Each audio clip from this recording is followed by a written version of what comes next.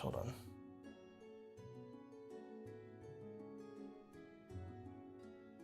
Hello. Okay, now you can hear me. Hello, everyone. Sorry about that. My audio settings get reset on the daily, it seems, or at least monthly. But welcome back. You might notice a little bit of a difference. We have, finally, the new art for the party, which is, if I do say so, very, very nice, made by Eags, a former member who couldn't make it to this campaign, but still is definitely willing to do us for the art.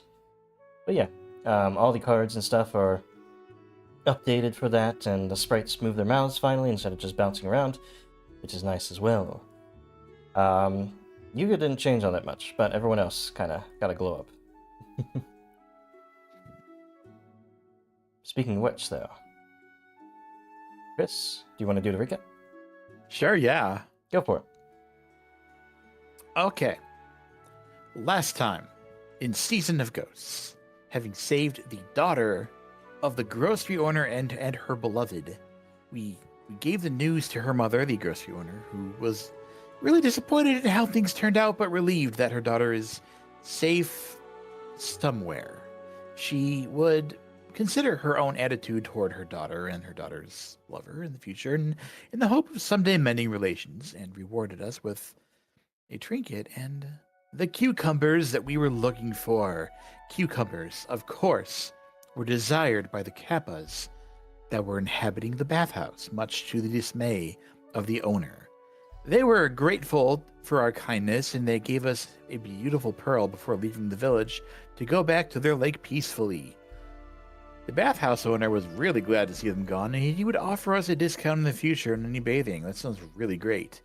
We checked out the bare patch where the governor's mansion was supposed to be, found a little bit of cold iron, but no real traces of what actually happened to the governor's mansion. But Shugo did recall one thing.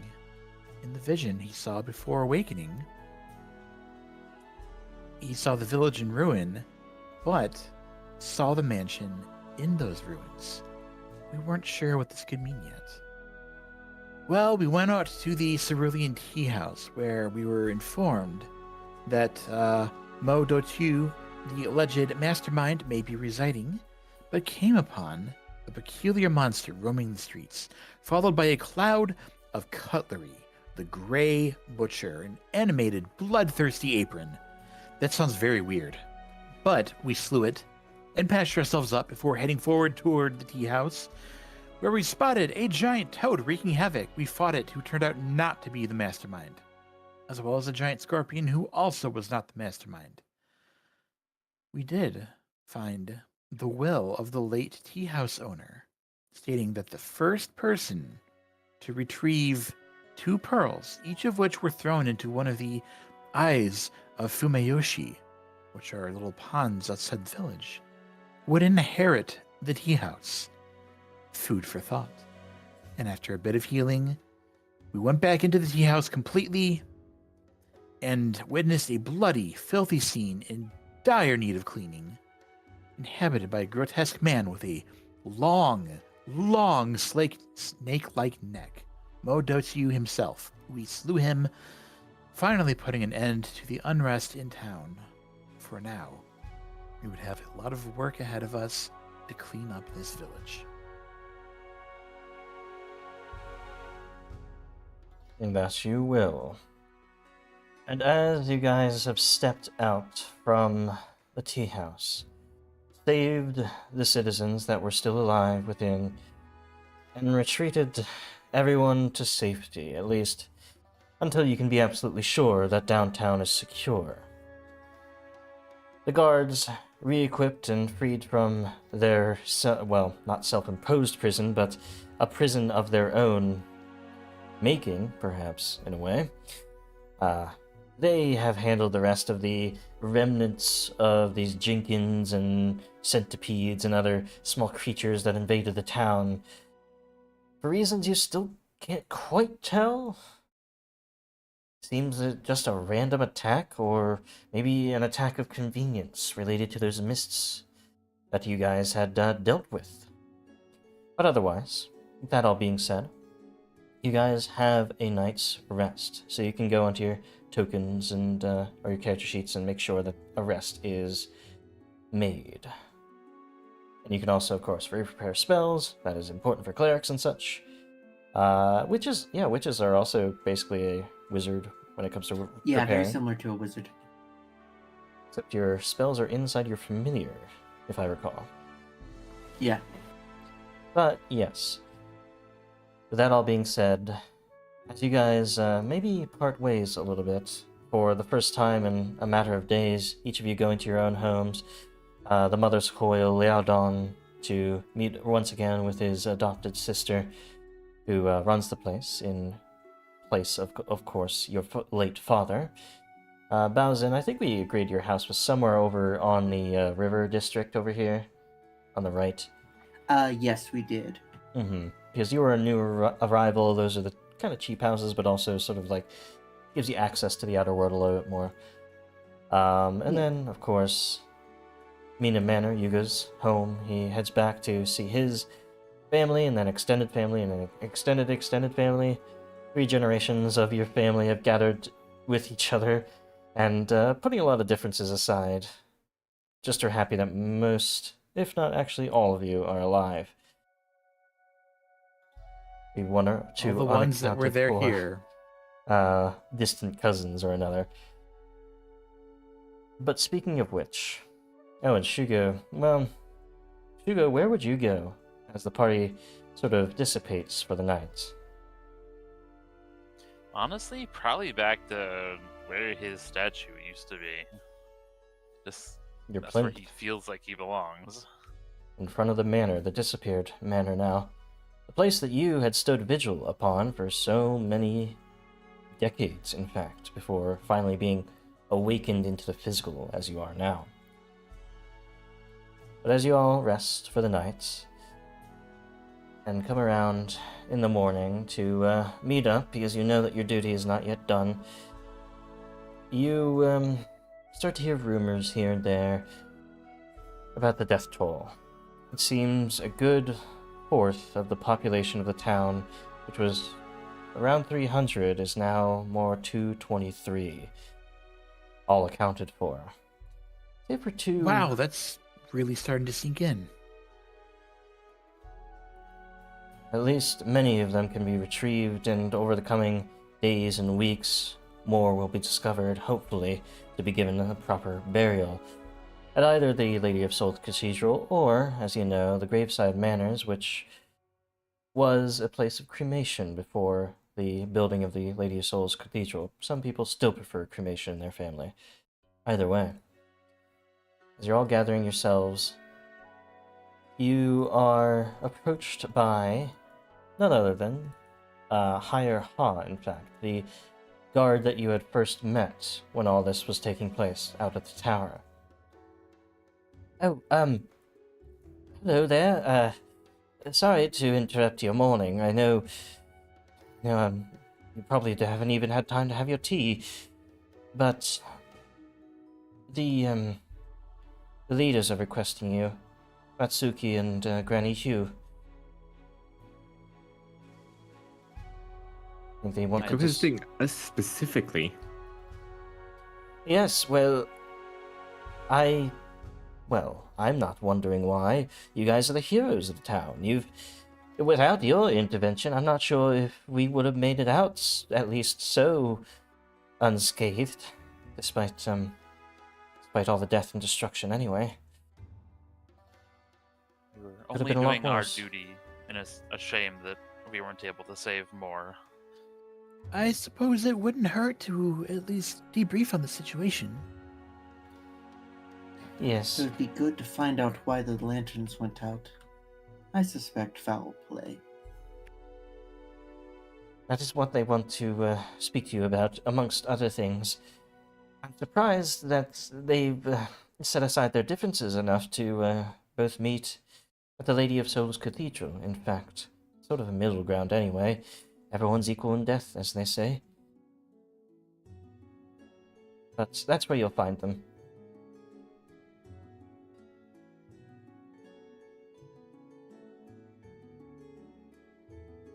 Well, shall we get going then?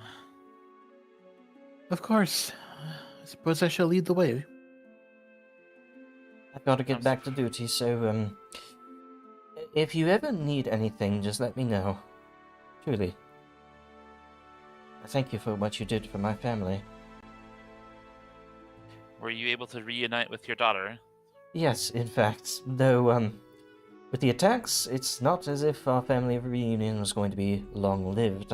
I'm back out at the tower at the moment, but my husband's at home taking care of her.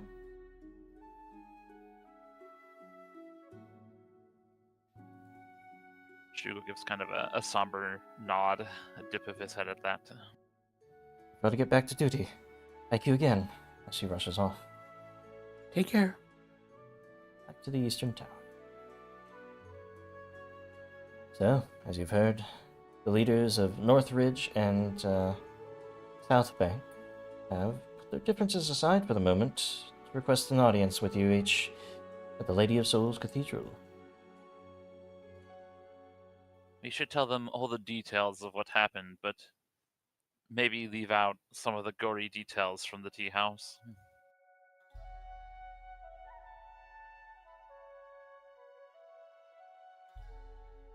Yes, perhaps.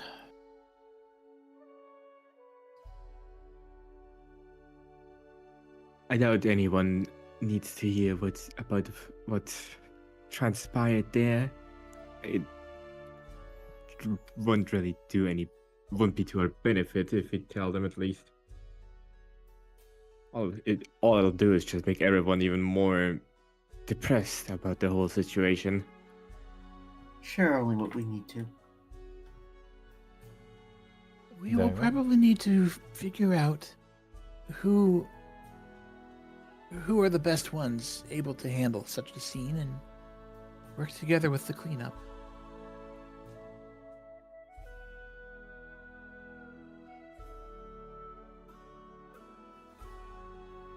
Alright. So, you guys make your way down to the Lady of Souls. Or I believe more specifically, it is her Fluvial Lady of Souls, long form. You step in to the sort of dark stone interior of the cathedral, again, reaching that sort of spiral insignia in the floor where sort of the center of service is being held, and, well, it seems as though not a service, but an argument is already being had in the center of the cathedral. I told you that your requests for more farmland were going to upset the monsters and animals of the region. Couldn't you just be happy making us, well, manufactured goods instead of... we already have enough food anyway. Matsuki then retorts, We already have enough food, is that so? If I recall, last winter we just barely made it by. And that was because only of, what was her name? From the Tree Sparrow's Rest, Noroya Sanmi. It was their duty, their doing, that saved us. Their extra stores. I know they're from Northridge, but they know how to handle themselves. You, however, seem to forget the duty that we have to our people sometimes. You. But you guys are walking into this conversation. I step forward, looking between the two of them. What exactly seems to be the problem? There is no problem. We were just simply, reconvening over past events. They're not why we're here. Don't worry about it. Yes, well, we're going to have to put that aside for now. There's more, yes, and more important matters. So, you all dealt with the lieutenant, as we've heard. Liberated the town. Thank you. It's, though, a bit embarrassing that our own town guard couldn't handle it, but a bunch of, well, a bunch of young ones, save for you, Shugo, had to be our saviors instead.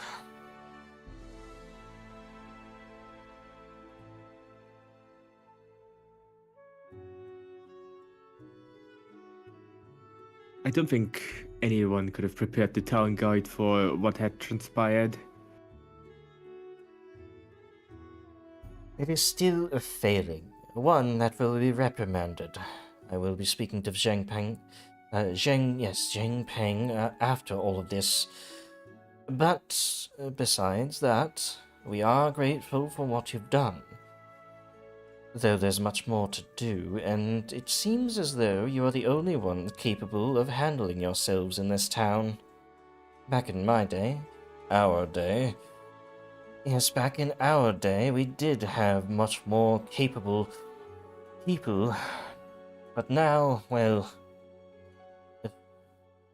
after the monasteries shutting down that many years ago, not many travelers come through here. Not many people with gumption. Adventurers, if you would call them that. You fit the bill, though, it seems. Oh, we're not exactly adventurers. No, of course you're not. You've lived here all your lives. What kind of adventurers stay in one place? But what we're saying is, you can handle yourselves like some of the people we knew in the past. There's nobody else like you in town, and, well, maybe we can rectify that. Yes, we were just discussing a request for aid. Well, a call for aid. And we were hoping that you would go to the fortress of Karahai on the coast, a few miles eastwards. Or, well, a dozen miles eastward. And you wish for us to set out the word and then bring them back? Yes, as it is, we're fairly isolated in these woods. If we were wiped off the map, nobody would know for a whole month at least. That's as long as our trade comes and goes, of course. No help would have come in time. Precisely.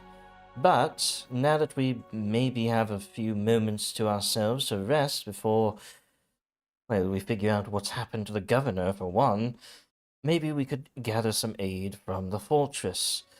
We are, of course, vassals of Shenmen, and the fortress is dedicated to the defense of Shenmen. Of course, we should request their aid. It would be remiss of them to not aid in their, well, the defense of their villages. So yes, we are asking you to make the trek. It could be dangerous on the roads. We don't know exactly what's going on in the rest of the Specterwood. Well, hopefully not much, since all the excitement was here and we got rid of them. Yes, but it doesn't seem like it's a isolated incident. How does the governor's mansion just disappear, for one?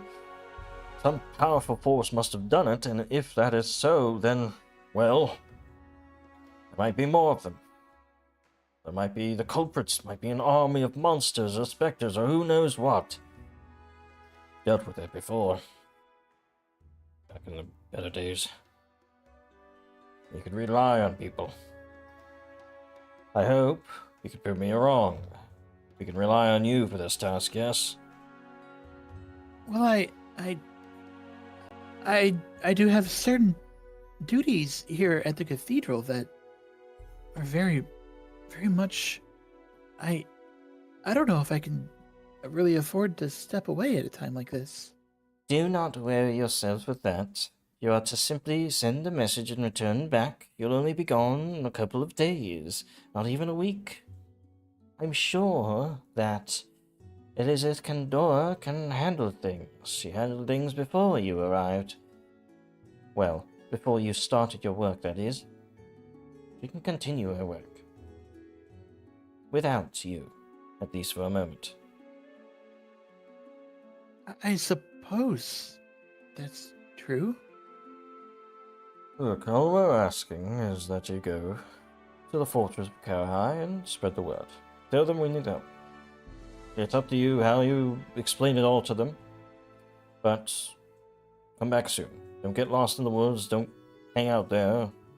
We're going to need you if those things return. Fortress of Karahai, inform them that if we need help, return. Pretty simple. Yes, and Well, Baozin, Leodan, I see no problem in going with this, sending that message. If there is trouble here, somebody must fire one of those warning arrows that we were given earlier. yes, So we we know should to come back. still have a few of those lying around. We will let you know if we can, if something is happening. Though lightning does not strike twice, at least in the same place, at the same time, and relatively well at the same time.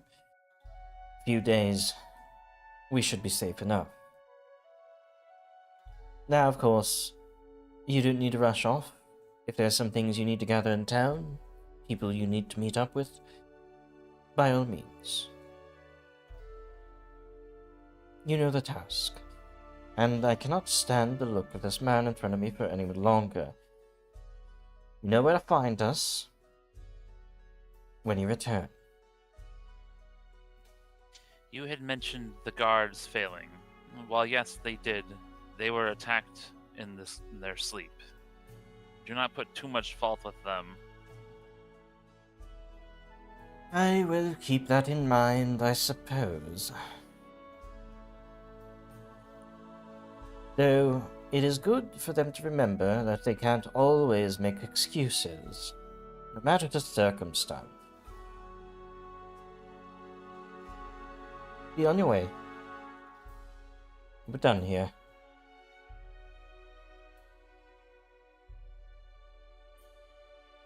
Old Master Tuki sort of shrugs his shoulders.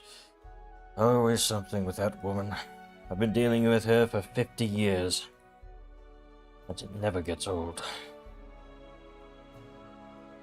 I do hope the two of you can work together for the better of the village. Oh, I do hope that she sees the error of her ways, so that we can work together. Whatever.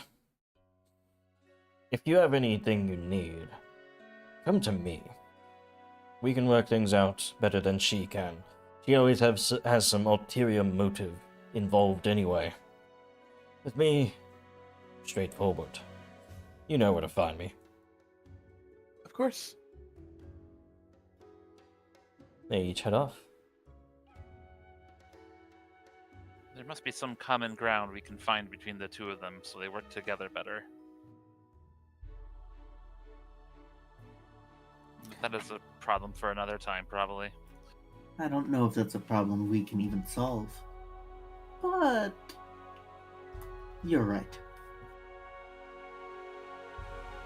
But we can always take steps toward maybe mending rifts where they might be and striking balances where possible.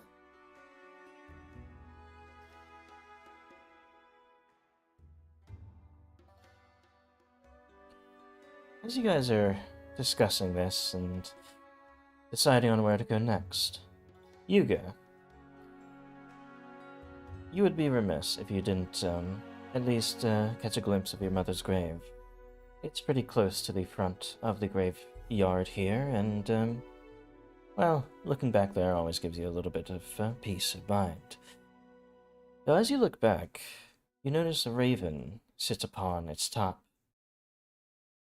And as you look, it's not moving, and then it's pecking down at the grave, like it is looking for some food. It pecks down at it again.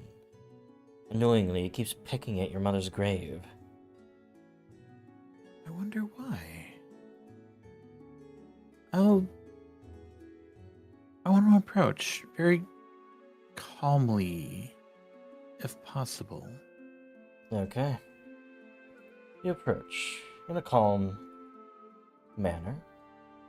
And for the purposes of being calm with an animal, I would like you to roll a nature check, if you will. Okay.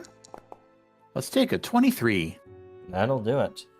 As you approach, you find that it is a striking black raven that you're dealing with. And it keeps pecking at the grave until you get quite close. Then it looks up at you, cants its head, and calls loudly in your face. Calls again and again. It reminds you of the ravens that have sort of flocked over town after realizing there are many corpses laying about it. But this one seems to be separate from the flocks, alone here, having a strange special interest in your mother's grave.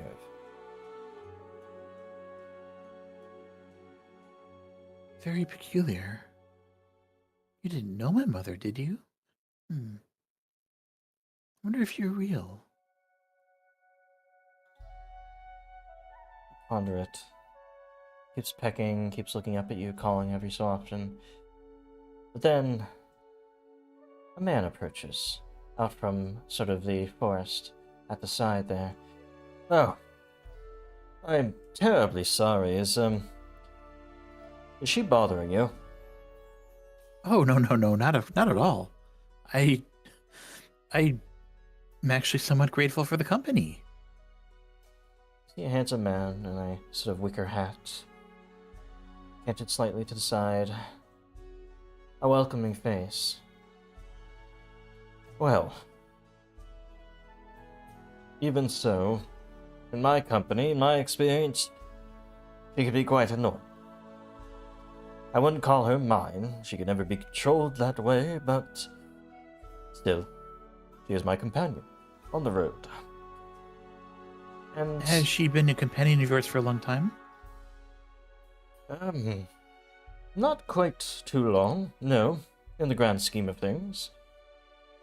But as long as I've been traveling these parts, at least quite a few years, she's been at my back. I don't know what she likes about me. I thought a lone man driving his cart through the woods, here and there, wouldn't be much of interest to a raven. But yet, she still follows me. Maybe she's smart enough to realize that I give out breadcrumbs for her. And while you're talking to him, you realize you've never met this man. He's not a villager of the town. But he did say a traveler. And for the purpose of it, the rest of the party can catch up to you. Because that would be quite curious as well. Even Shugo, you've never seen this person. Are you from lands far away or nearby? Oh, well, you wouldn't even know it if I told you. But, say a small town in Zay, or say, whatever you say in your tongue. Nation of Say, S-Z-E, is, where is this again? I think it is to the north? Oh wait, actually no, it's one of the towns of Shenmen. It's actually to the south. So, he's from your nation, but it's a town that's much to the south of yours, at the edge of the Spectrewood. You've picked quite the unfortunate time to come into town. Yes, as I've, realized. Yet, perhaps there's a way I can help. You see, I'm a traveling salesman, and a place like yours, especially after such disaster, could use my wares. I have many things you wouldn't find here in a small town like this. I get all over the place, and, well, I can acquire pretty much anything for you. Potentially useful, yes. I'll be staying in town for about a day, at a time usually. But seeing as things are in this town, I'll keep close by. I'll be traveling here and there, but maybe come back here every week or so. If you have anything you ever need, delivered or acquired in places that, of course, have more advanced craftsmen and craftswomen in them, you, well, can make a request, and next time I'm here, I should have it for you.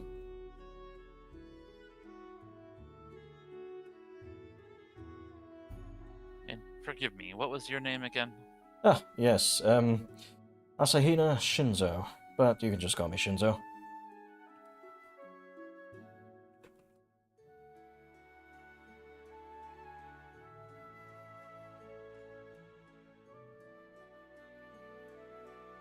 Out of curiosity, what brought you to the graveyard of all places?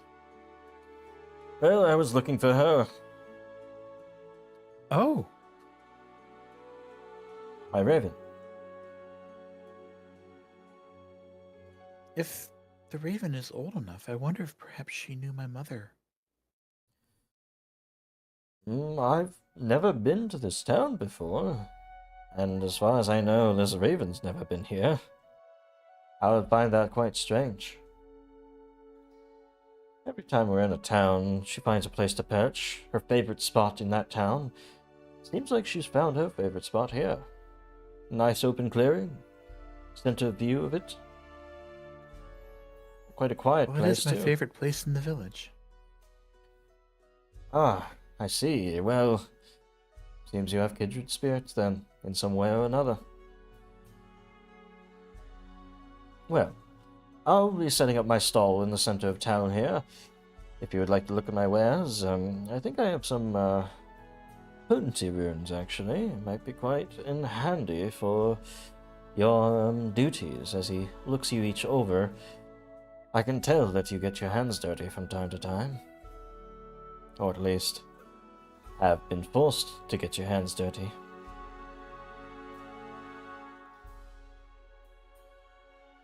We each have our duties. That we do, yes. Well, if you want to find me, you know where to find me. Center of town, at my stall. Though I'll be leaving tomorrow.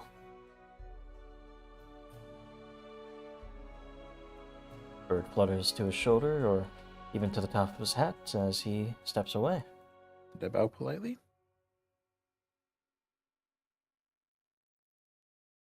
Oh, that was strange, but it's nice to meet a traveler.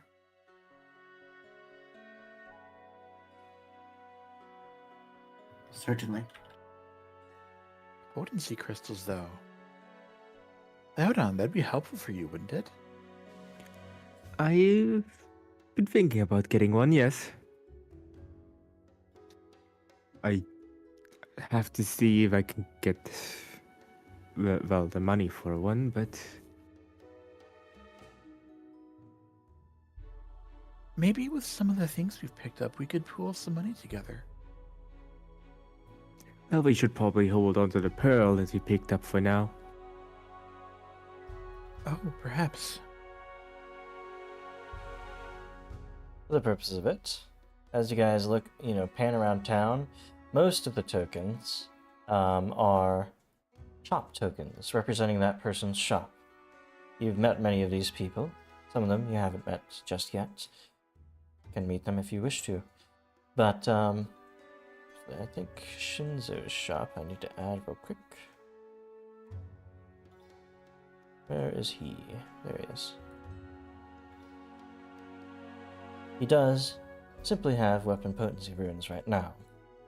As you are in a small town, of course, you are limited by what it can make, what it can produce. It is a level 2 town at the moment, especially considering, well, the death and destruction and all that. So it's not really able to pull together the resources required for more advanced magical items and such. But you can basically buy anything up to level 2 if you don't find them in the shops. And the shops might have discounts for you, depending on, well, circumstances and such. But otherwise, you can just look through the catalog, the normal area for shopping, and buy things if they're up to level 2.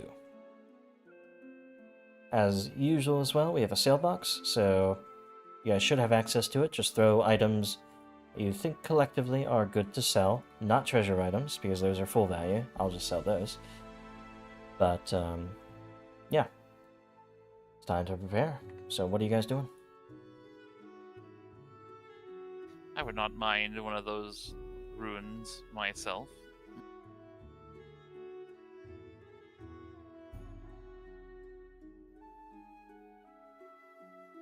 I'm not sure if I'd need anything, but I'll come along. Let's see what everyone else is up to. But there's a waffle iron on sale. Are you sure you don't need anything? Waffle iron. Yeah. I'm concerned. I Second already best. have a few. Could we transfer the rune from that +1 spear we have? Absolutely. And for the purpose of it, you could have put that order in last night or whatever, so that you don't have to wait all day for it to be transferred over. It'd be Wonderful. 10% the cost of the rune, though, so 3 gold, 5 silver. Probably good to sell things first, and then distribute the coins before thinking too much on what you're buying as well. I will let you all handle the buying and selling of things. I don't usually deal in this kind of thing. I'd be surprised if you did. When you are a spirit, you don't really need things.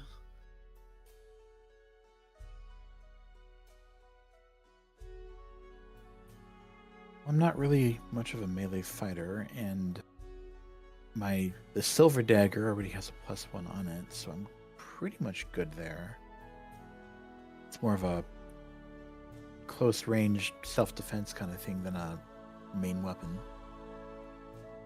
And Probably potentially should- useful in certain situations. I'll probably continue holding on to the crossbow that I was handed. Seems like a nice backup.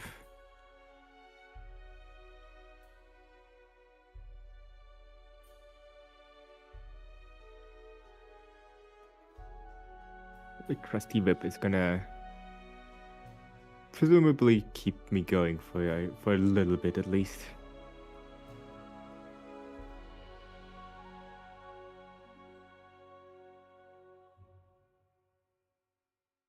Alright, guys, you know the drill. Throw things in the sale box that you believe you are not using. Oh my gosh, I'm probably going to get those glasses of sociability at some point.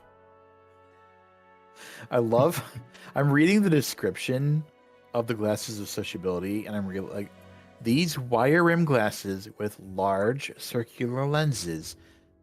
Wow, that's in my art. I should get those.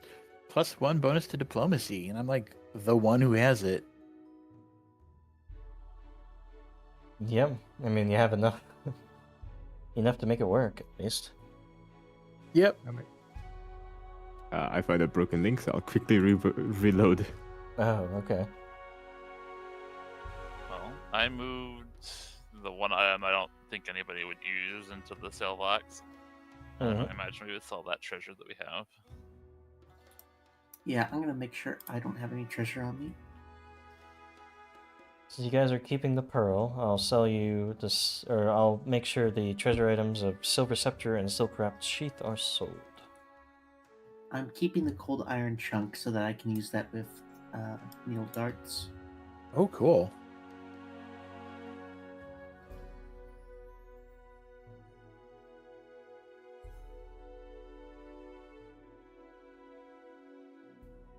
Everything else in the inventory is stuff we would potentially use. Well, you know the drill as well. If they're in the party inventory, they're not being used. Someone's got to make sure they are the ones to take them. What's the benefit of the bathhouse soak? The bathhouse soak is +1 to treat disease for 24 hours. So if you ever Oh, I get see. disease. It's Could also be. very soothing. Yes. I wonder which of us the cantrip deck would benefit most.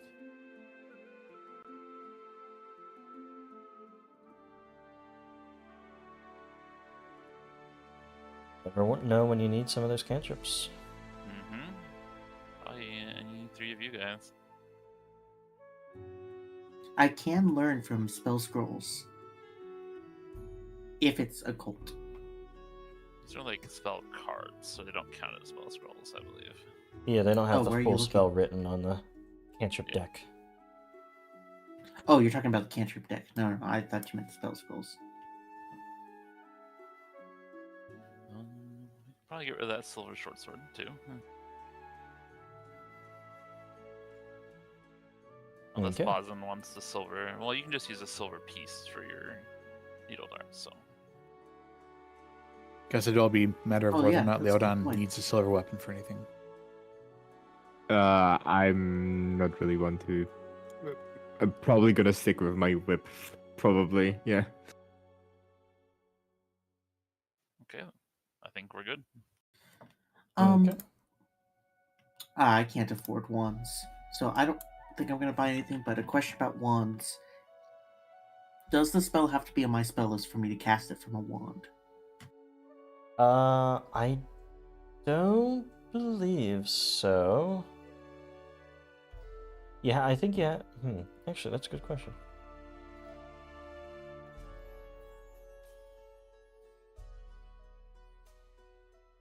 Let's see. Once per day. 2 holds spell set rank.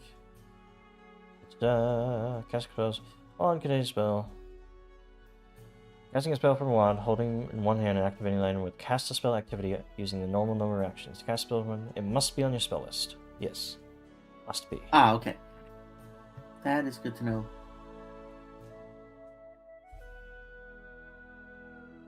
Man, it's so funny. Like, multiple thematic spells like Web and Spider Sting are just not on my spell list. We can make adjustments. Or you can... We'll figure that out. Do some flavoring. Mhm. It's not a big deal. I don't need to buy anything. I'm good. Okay. I have never done this before. Is there anything I need to bring with me? You all think?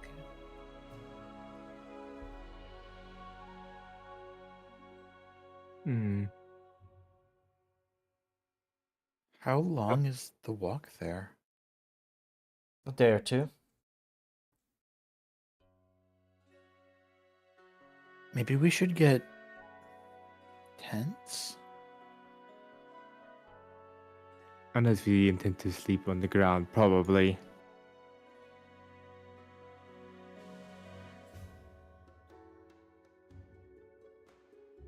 Alright, I'm gonna add the sandbox of 29 gold pieces to the party inventory.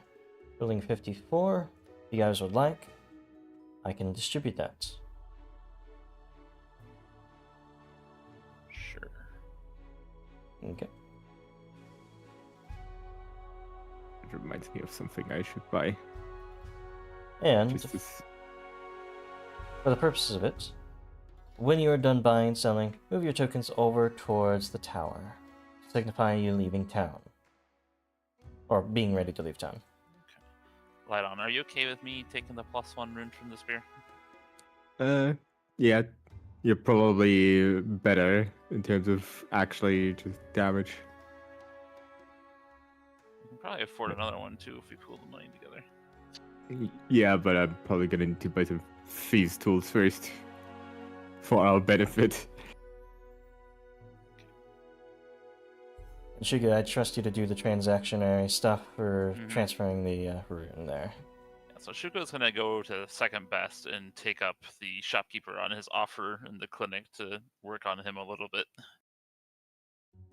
Oh, well, No, I'm thinking not to prepare runic body if you're taking that rune. It doesn't give me a striking though. yeah, the striking part of It runic body is does. still really good. You know what? Yeah, I'll keep it. I'll keep it prepared. Well, I didn't expect to see you here. I thought I was half joking, but yes, I will work on you. Let's see, where do you want this rune attached to you? We can chisel it in somewhere. Shuko's just gonna like lift up his hands and just put the rune on the table. Put the prize in the bag. But yes. All right. Yes, this takes a little bit of fiddling, but it might sting a little bit too. I'm not sure how your nerves work.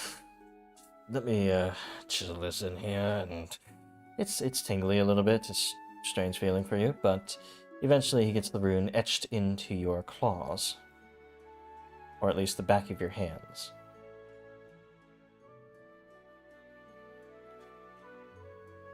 That works out better than I thought it would. Ah, yes, I mean, bleed or anything like I did previously. well, my methods, runes are meant to be etched into things, into metal, stone, even wood. Your stone, it's easy enough to etch them straight into you. Well, I appreciate this. I'm sure I'll be back for more eventually. Yes, of course.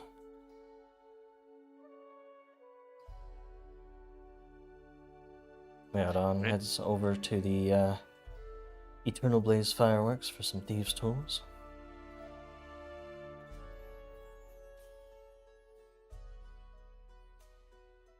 Would anybody like help Shugo out with getting some adventuring gear that he might need?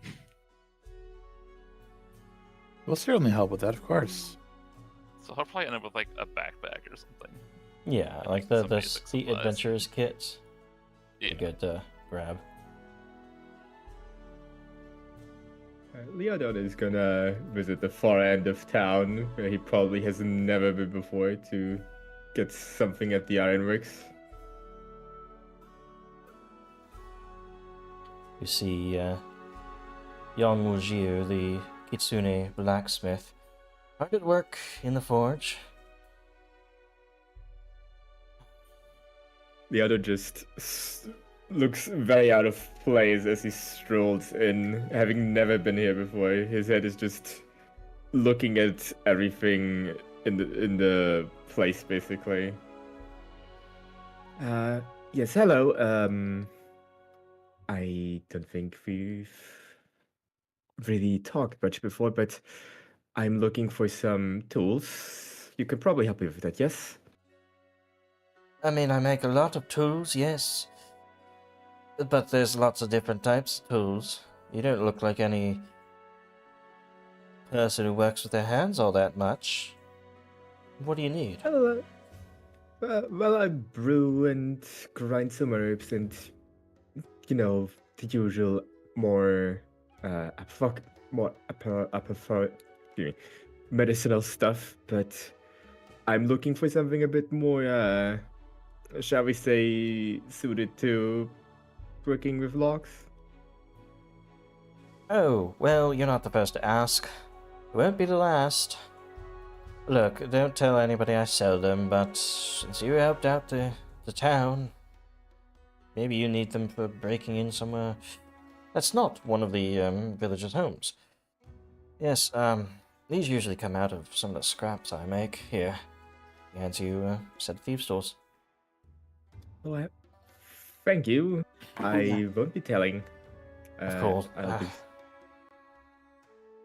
I do need to get back quickly to my work. The barracks already has me working overtime for resupplying their weapons and armor and all of that they got stolen from them. Yeah, I suppose that would be eating up a lot of your time, but hey, at least you'll be swamped with work for a little bit. As long as they pay, I'm fine with it.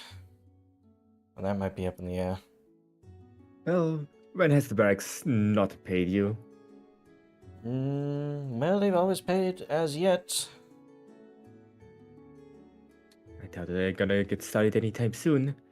At the very least, I'm certainly gonna be appreciative of these tools, and who knows, maybe once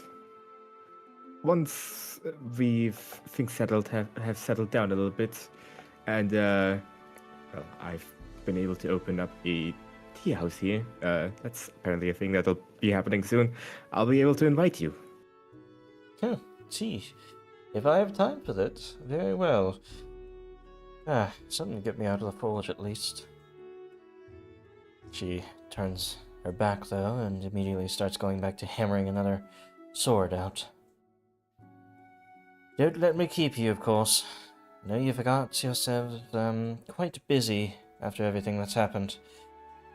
I'll be here if you need anything, weapons, armor, something forged.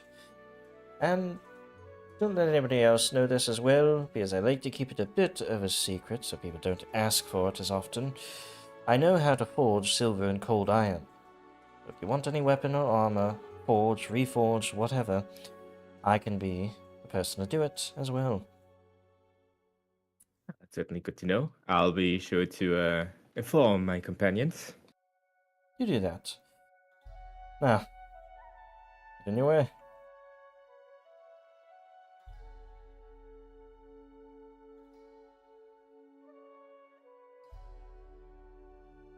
Goodbyes. I'm kind of like thinking about stuff. Do we have any way of lighting fires on us? I do have flint and steel. That counts. Okay, I was gonna buy one otherwise. Yeah, fair enough. Did steal.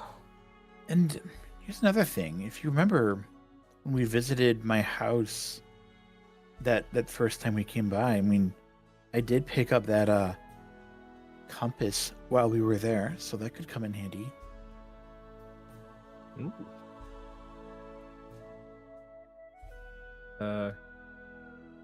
Actually, let me. It's some adventuring gear for us. Really a nice 10-foot pole. Mm-hmm. Never a bad choice. Never know. Yes, it would definitely be good for each of us to consider these tents. Technically, we could probably squeeze 2 of us into one of these if we really tried, but it would not be as comfortable. We should probably also get a sleeping bag. A tent alone is nice and all, but sleeping on the ground is still uncomfortable. Got mine packed. Yes, things are quite uncomfortable, aren't they? You'd be surprised. Bowsen, do you have a tent already? That is a good question. No, only a bedroll.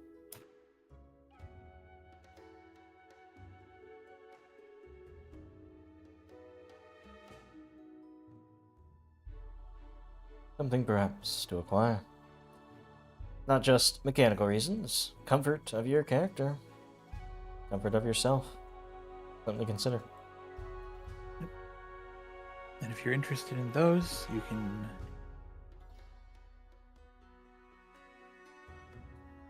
get it from A lot of this. multiple places. Second Best is one example. Mm-hmm. Llewellyn Laws, they're both on the north side.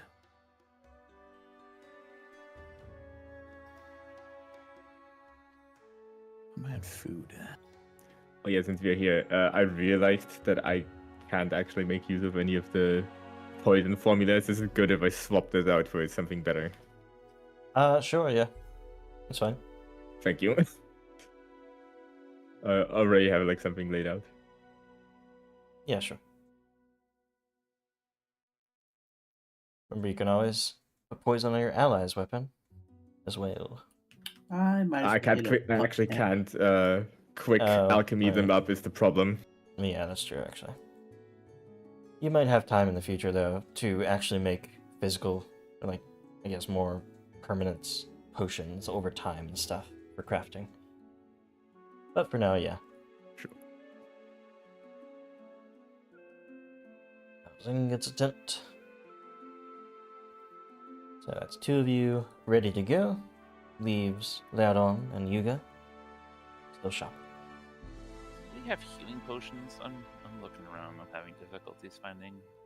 Go to the 7-colored songbird. It's the gray fox in the upper left. Oh, that's a sell-only inventory. Let's sell. Ah. Good thing I didn't try to do that. Yeah, some of them Ha are. ha ha. I don't know why he's out there. He doesn't really have an actual shop. This is a nice module somebody made for, like, giving everyone the appropriate items that they have in their shops. This doesn't come with the module, but... the Hand of Spring is the place for healing, of course. That's the clinic you were at before. Oh. The last place I look. There are the Soothing Elixirs, or Soothing Tonics, which are fast healing 1 for 1 minute, which basically means you heal what, 10? Wait, no. Yeah, you heal Yeah, 10 over a minute, guaranteed. So if you're looking for an out of combat, like decently quick heal, the soothing tonic is actually better than the elixir of life. Though it is a little bit more expensive. Yeah, this is like an emergency heal if I really need it. Mm-hmm. That's not bad. Yeah, that's good.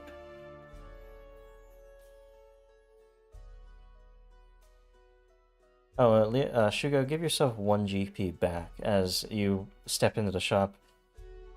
Thanks again, of course, for saving us all from those nasty centipedes. Sort of hands you back one of the gold pieces. Thank you very much. I would save you all anytime. Well, let's not make a habit out of it, shall we? I'm here if you ever need any healing, anything like that. How is Ibuki doing? Is he here? Ibuki is not here, actually. Are you looking? You're looking for Ibuki, yes? Yes, I was going to tell him we were leaving the village for a couple days.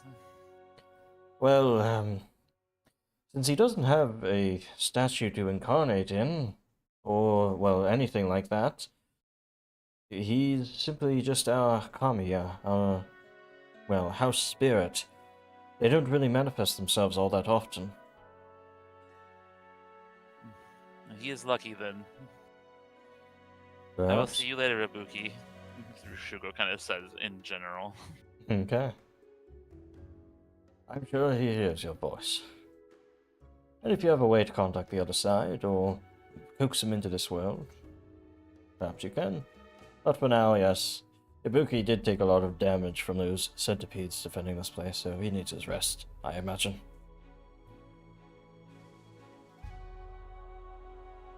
Alright.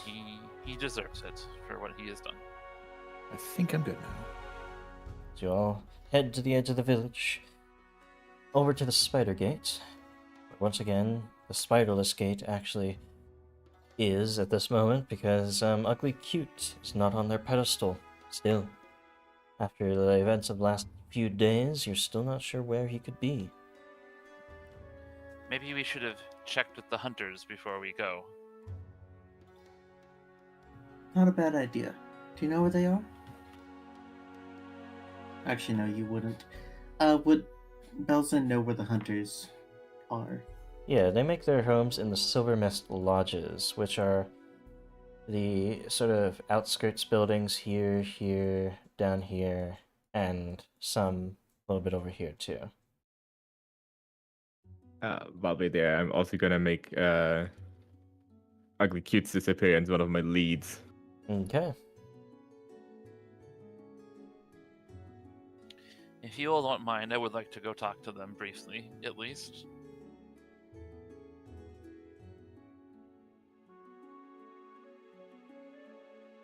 But of course. Shugo will go where Bazin directed him to. Probably straight through the woods as he points in that direction. Straight through the woods. Once you Just walk that direction for a while. You'll be fine.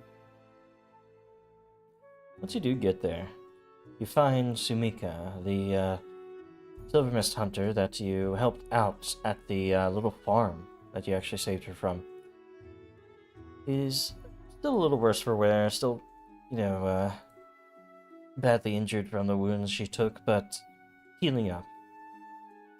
Oh, Shugo.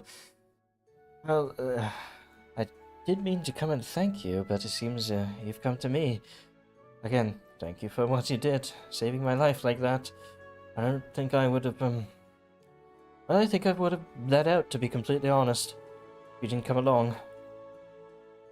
I and the others are glad that you did not. I will give them your thanks once I return to them. Of course. I can guess why you're here. Ugly Cute, yes? The trail? Of course, I need to know where he went.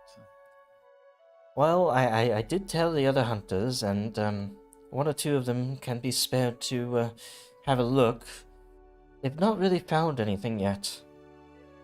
It's not been too long. The trail won't be cold at this point, and I would hope that Ugly Cute is a stone creature like you, strong, a guardian spirit. Nothing would take them down so easily. I do worry for him as well, of course, but we haven't found him yet. I believe nothing could take him down. Maybe we will find him as we look to the east. Perhaps. But I'll keep you informed if we find anything, or if we don't find anything. We'll give it a few more days and see what happens. We will be out of the village for a few days, delivering a message for the others. Very well. I will see you when you return. Shugo gives a little bow and goes barreling back through the woods again. Okay. Watch the... Alright, you guys meet back up at the spiderless gate.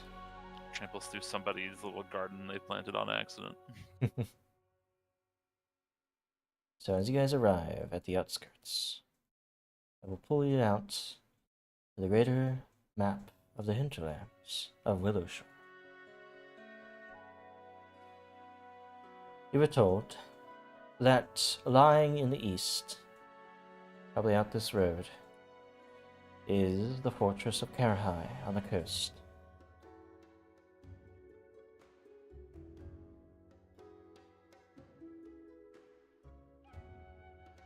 The hunters didn't have any leads on Ugly Cute yet. Maybe we can find something this direction as we travel.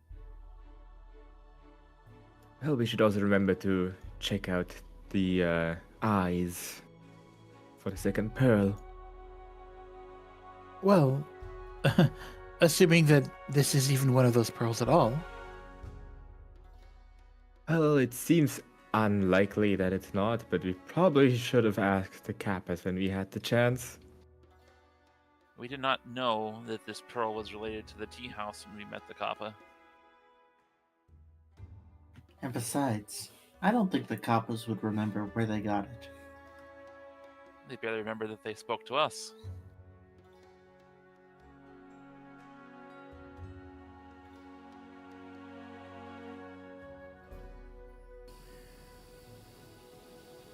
But getting this message out is more important right now. We should do that, and then on the way back we can check out this lake if you really feel like it. I agree. I have nothing to argue against, so by all means, let's do that. Alright. So, for the purpose of it, you guys probably head across the river and out along the shoreline here. And these distances are actually quite substantial. Every hex is about 2 miles for the purpose of it. But you can cross 2 miles in a pretty quick time, especially if you're making haste on foot. But as you reach here, at this crossroads, your map, your sort of local map, does show, of course, that there's a pathway through here. But as you get there, you find a sign that's posted there. It's a little bit overgrown, but it says, "Warning, dangerous plants." You know, there is a easy way that would take you maybe 45 minutes to an hour extra time to get around it. Or go right through and brave whatever this dangerous plant sign is really meaning. Well, I've seen plenty of plants. I haven't found any dangerous thing that I couldn't handle before. As we've been Is that- traveling...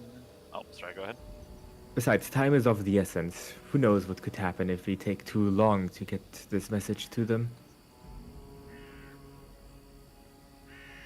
As we've been traveling, has there been any other sign of, like, chaos or anything? Or has stuff seemed pretty normal? Well, as you're walking along the forest, it seems decently normal. But do roll me a nature check, where you, of course, could ask somebody to roll a nature check as you're thinking about it. Oh wait, no, you do have nature. Yeah, I will roll the nature. As you're observing the forests, the woods, the sort of willow trees that sort of encroach upon the trail and even over it into the water beyond. Your home here always has had that sort of deep, dark, woodsy feeling to it. Very thick, almost temperate rainforesty, with how much it does rain around here. Fogs in the morning, drooping trees, emerald green, of course, because of all the rain, but certainly not well, quaint, all that quaint at night. Either way, you look around, and from your idea, none of the wildlife seems to have been all that disturbed. Maybe some of the birds are a little bit spooked here and there, but there's not been a catastrophe of any sort out here. That's good. You wish to go through the dangerous path, then, Lydon. Indeed. But the sign itself, it's warning us that they could actually be dangerous. Well, do you think any sort of plans could be any more dangerous than what we've already braved just yesterday?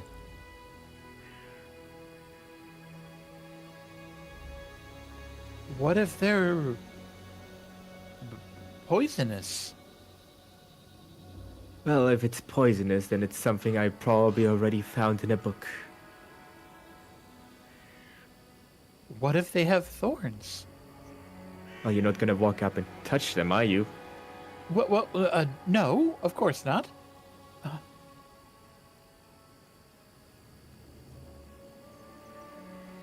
I think we should take this path just because it will make it safer when the guards come to the village. All right, I suppose it's a very logical argument. Alright.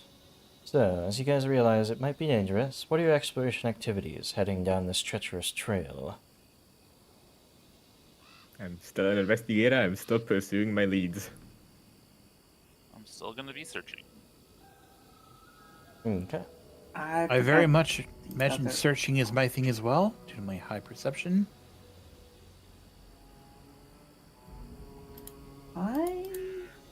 I guess I'll do perception, as I'm not sure if there's anything else I can really do.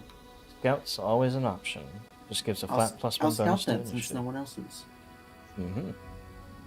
So, with that in mind, you guys begin to brave the trail. It is little more than a game trail, overgrown with plants and other things. Maybe that's why it's so dangerous. It's just hard to get through. I get tangled within its confines. But there is enough space to move forward.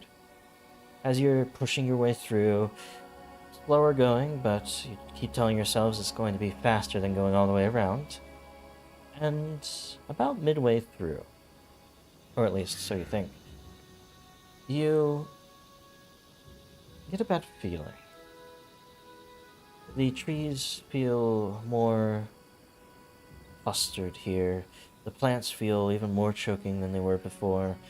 Everything sort of pushes in on your senses.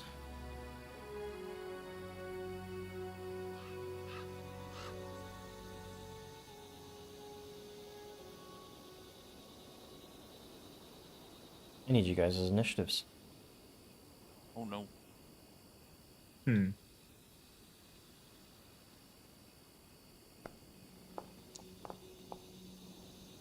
Well, I certainly could have rolled worse. I could have as well.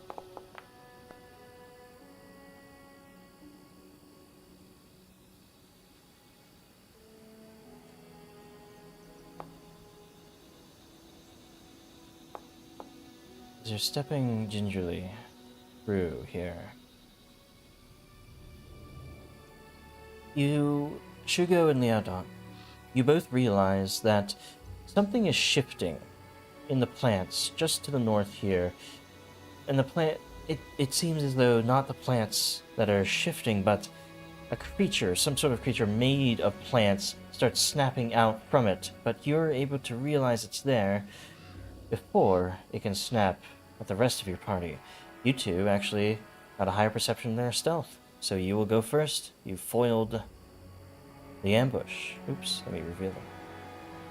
There we go. You guys also realize something is skittering through the underbrush behind you as well. Spider seemingly wanting to take advantage of the situation.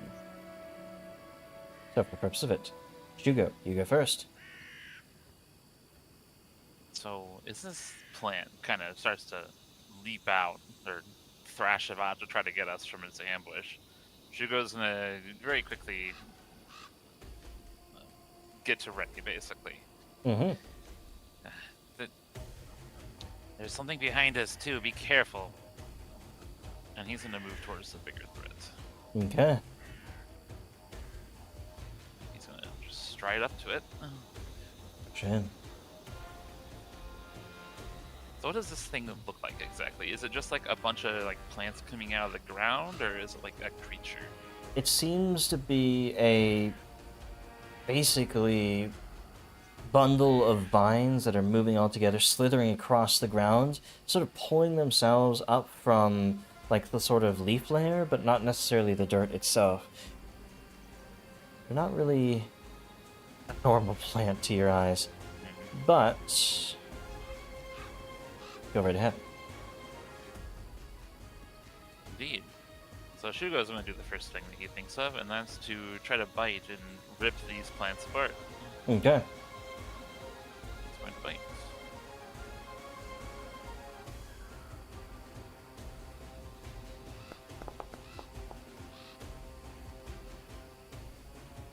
As you're trying to bite towards them, those snapping heads pull back pretty quickly.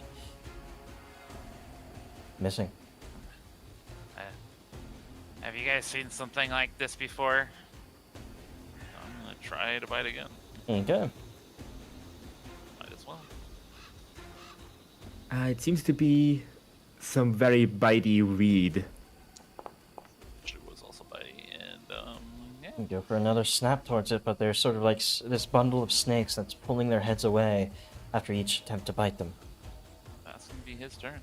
Okay, Liaodon, you have yours. Alrighty, you know the drill. I'm getting my fortune red, and I'm gonna also go for my recall knowledge at the same roll. Okay. That's a skill check, or rather a skill thingy.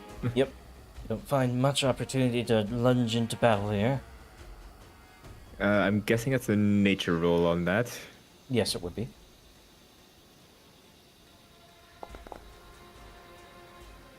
So, you just barely remember reading about creatures like these when you were trying to look for, new reagents and stuff. These are snapping fly traps.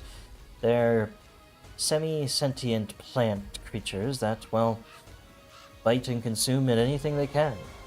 Found in deep sort of rainforesty areas, jungles and such. Or at least this temperate rainforest you're in. What do you want to know? One thing. Give me their lowest save. Their lowest save is their will, but they are mindless. Of course. Well, I'm glad I prepared aptly. I have something special for it. Well, that's one action. My second action will be step a little bit closer, continue hiding behind Shugo, and third action is going to be a very piddly strike with my whip. Alright. Whip out towards it. And you will actually hit it. Just barely. Catching one of the heads.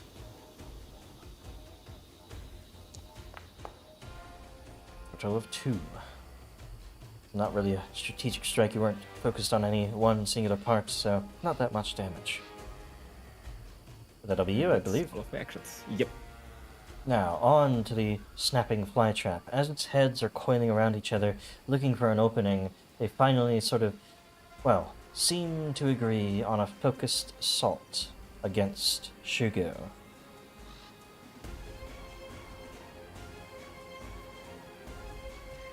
All the heads at once snapping towards him.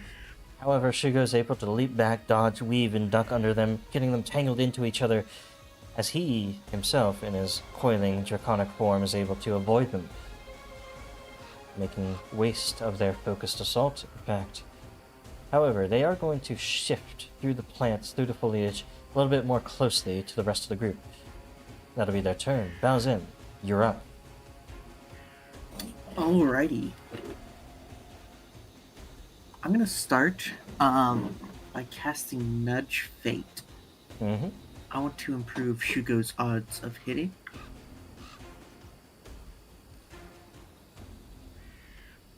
And I'm gonna put subtraction of AC onto the flytrap. Alrighty. That's my first action, and for my second and third, I'm gonna cast Void Warp. Void Warp, alright. Calling the void, wither the plant. To rend its vines. Oh, Natural 20. On what would be also seemingly its highest save. It's sort of this bundle of plants, they're all weaving through each other, very fortitudinous, so to say. is worth a single try. Yep, always is. I think that'll be Alright, Yuga. that's all my actions. Yuga. Cool.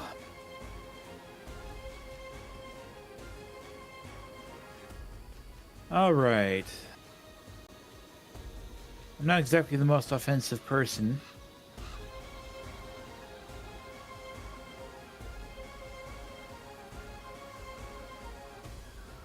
So I'm Okay. going to cast a benediction. That's gonna plus one status boost. Okay, and it has, okay, good. It has the orb. Alright, nice. As this benediction, this divine protection envelops the group, it doesn't reach all the way to Shugo, unless you move. But I can move one square. Mm-hmm. And that's Nice. probably good enough. I don't really feel the need to necessarily move more. Maybe not, yeah. Yeah, I'd say that's good. Here we go. Next. Okay. This spider back here that was seemingly waiting for something to happen springs out from the woods, trampling over Minako, going for the bigger target, Baozin. Oh boy.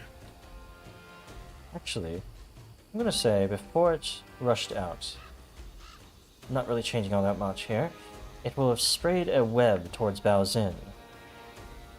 Baozin, you realized it, dodged out of the way. As it was rushing up, it'll go for a Fang strike. Natural 1, as it's stumbling over itself in the furor to get something to eat. And maybe, just maybe, Baozin's connection to spiders is throwing it off a little bit. It fails. Hugo, over to you. Alright. Seeing the spider running like this, Shugo's a little conflicted about how he wants to address the situation. He's going to use... Let me double check something. Mm-hmm. I'm going to use Sudden Charge to move around the plant to get back behind the spider. Alright, shifting targets. And using my Potency Crystal, I'm going to try to chomp on this spider's abdomen from the rear. Okay. Seeing your allies in trouble. Natural 1. I'm going to use a hero point. Yeah. Okay. Is this the night that this is going to be? At least it is off guard. You got the flank and you got the hit. Not sure why it's not showing 2d10. 1 second. Yes, I don't know if the striking part of that works for some reason, but you can always just roll an extra d10. There we go. Mm-hmm. For 3, total of 14. Unfortunately, this creature has just a bit more life in it than that, but you snap into its abdomen in the back, crushing into it. It's not dead. Not. And I do have one more action, and that's going to be to slash at it with my claws. Okay. Another natural one. Okay. Getting him out early, hopefully. Able to turn Noticing some around trends tonight already. and avoid the Well, attack. 3 actions. Leodon. Since the spider is almost dead, I'm not gonna be wasting my recall knowledge on that, so I'm gonna keep devising a stratagem for the plant. Okay.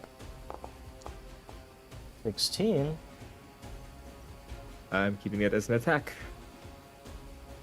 I will go for a second recall knowledge because of me as well. Alrighty. This time you're not able to tell all that much beyond what you know. Gotcha. The other is gonna do the most daring thing and reposition behind the enemy. Mm-hmm. Uh-oh. And he is going to strike at it. Okay. 16 definitely makes it a hit. Almost a crit.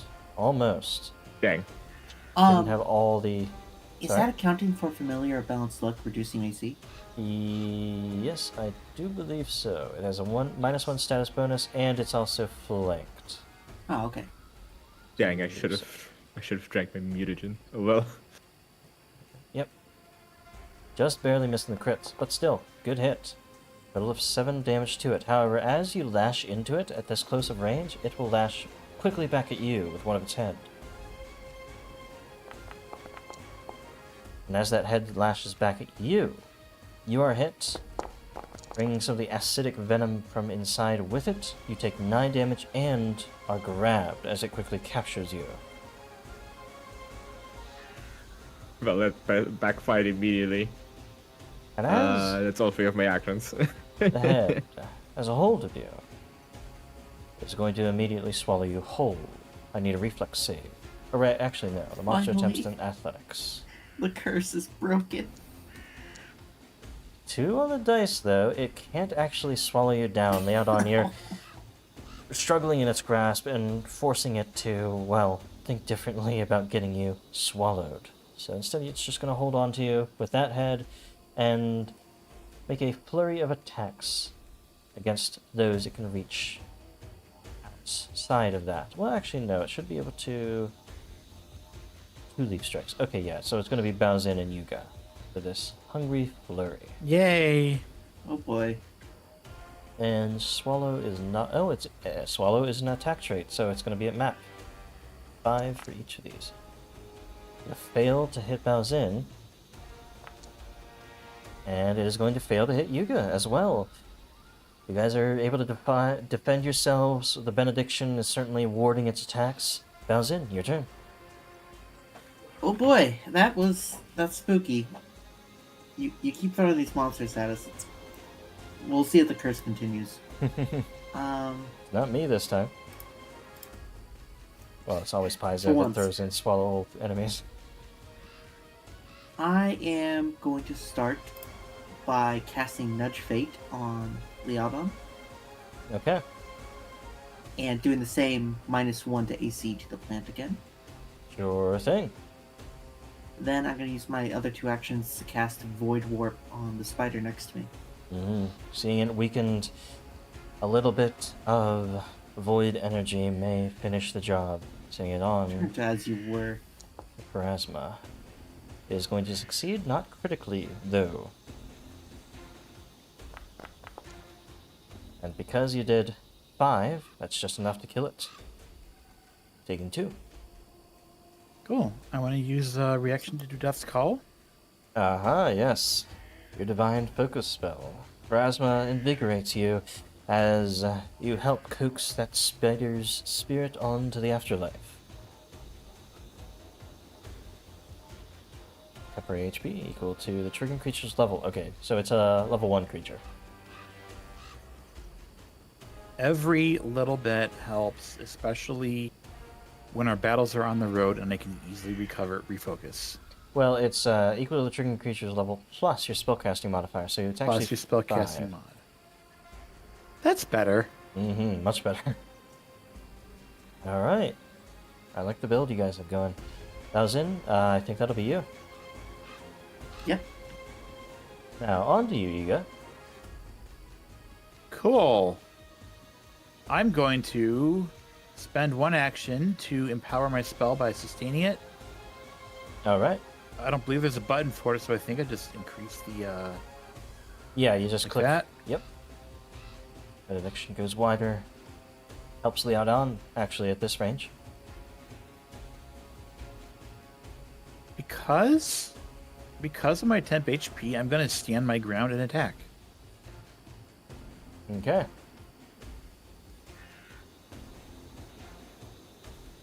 Bringing a Divine Lance with this heal beam. Though it misses. Not feeling that heroic. Next. Okay. Hugo, with the spider dealt with. Back to bigger issues. She goes to move back up. Can't get a flank, unfortunately, but it is what it is. Now, Nudge Fate would go away from you, because if you cast Nudge Fate while previous casting of his hex is still active, the previous effect ends. Yep. So Leodon, you should scroll up a little bit and add Nudge Fate to your... actually, no, I still haven't added, annoyingly, the +1 for it, but just remember you have a +1 to add on. Should go. Gotcha. Alright, we're gonna try to bite again, and I'm sure I won't get another one. Okay.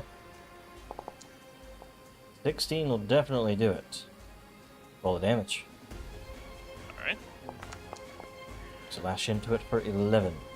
Does seemingly have a spirit, so you can hurt it like that. However, as you strike into it, another one of those snapping heads snaps at you. That's for quick capture. Though because of... Actually, no. The Hungry That Flurry would hit. shouldn't be active, so it would hit. Unfortunately. I shouldn't have had Hungry Flurry up. Only 6 damage. It barely breaks through some of your stone. It will have a hold on you. Another head. Remaining action, I'm gonna twist around and try to knock it prone.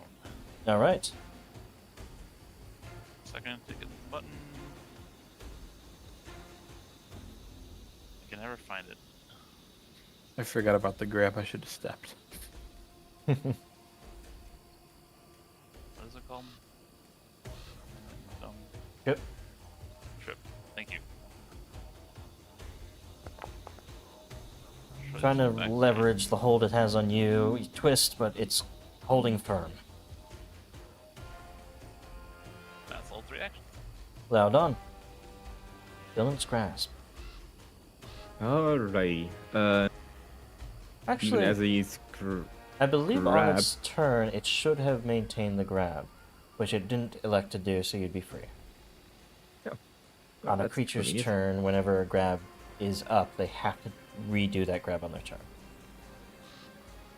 Well, in that case, I'm gonna. Still in a good flanking position. Yeah, I wanted to step away, but that takes me out of the Yuga's aura, and I kind of like it, so I'm staying where I am. Okay. I will devise a stratagem, however. Go easy strike on them stuff. I'm keeping that as an attack. Okay. And I will, in fact, strike at it instead. Mm-hmm. Another quick strike towards it. A definite hit. You always knew it would be. And this time, some pretty decent damage too. 7 on top of that. It can't react because it doesn't have the reaction for it. And the final action will be... I'll go for a map attack. Mm-hmm. And it's going to be... Leodon is just going to spit some venom at it. Okay. Quick spit of venom will also hit. Well, dang, I was supposed to be doing that to fish for a nat 20. Still something. That's my turn. Going back to it. It is going to, once again, go for a Hungry Flurry. This time against Shugo and Baozin. Both at base map. First one will hit you. Why does it say you have off guard? Oh, because you're grabbed. Yes, of course. Another one of the heads. As one is grabbing you, the other one strikes into you for 8 damage. And the other one goes to Baozin. Though, Baozin, you're holding your own. Because it's Hungry Flurrying and because of the Benediction, you're not hit. Whew. Hey. However, Capture. Shugo Grab is going to attempt to swallow whole. Looks him up like a spaghetti. Which it does succeed at. Shugo, you're swallowed. Why is it eating the rock? I love how Shugo is also probably the one who has the best chance of escaping. Let's see, where's the damage? This for plant is this? committing Sudoku. It really hurts I as don't you're know about swallowed, that. though. 15 Furthermore, damage. oof. You are slowed one on the inside as well. But, might not be all that bad. I think that's the end of its turn. Baozin, you're up. Alrighty, well, got to do some damage to it then. It's immune to that. I'm gonna cast Needle Darts at the plant. Actually, I'm gonna cast Nudge Fate on myself. Okay. Ensure I hit. And to keep its AC lowered. Absolutely. Another -1 for bounce luck.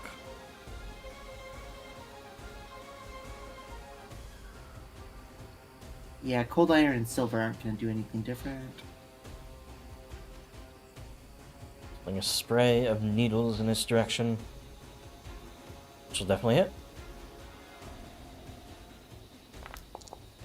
If they batter in, it'll take 6 damage. However, it is going to quickly try to snap back at you. Oh boy. I believe it just does hit. Bring with I it have tested. Oh, the acidic sort of bile dripping from those maws. It also grabs you. It'll be your turn, I believe. Oh wait, no, you have one more. No, that is my turn. Yes, you go. That's cool.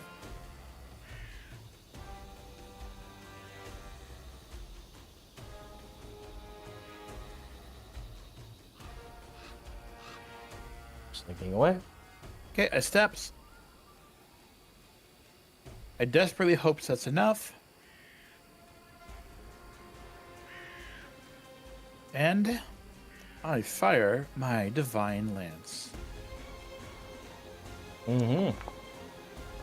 Another Pharasmite Ray. This one a natural 20 straight into the center of the beast for a total of 12 spirit damage.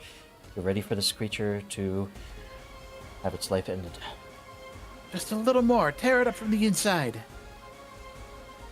Perhaps Shuko can do something. I'm certainly gonna try. And since I have natural weapons, I can go all out in here instead of having to use like a tiny weapon. Yep. Shugo's gonna try to bite his way out. Okay. Not much room to maneuver inside, but it is off guard to you as well from inside, so that's a definite crit. Wow. You're tearing, rending through everything on the inside. It is regretting swallowing you for 34 Max damage. You just rip it in half as you're breaking yourself free. It falls to the ground, all the heads limp. It is dead.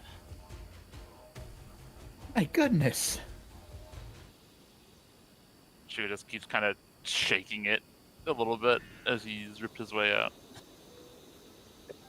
And this is why I didn't want to come this way. Well, we got out of relatively unscathed. It's just a plant after all. nothing a bit of salad. Well, Well, thank goodness that we went through the best case scenario of Shugo getting eaten.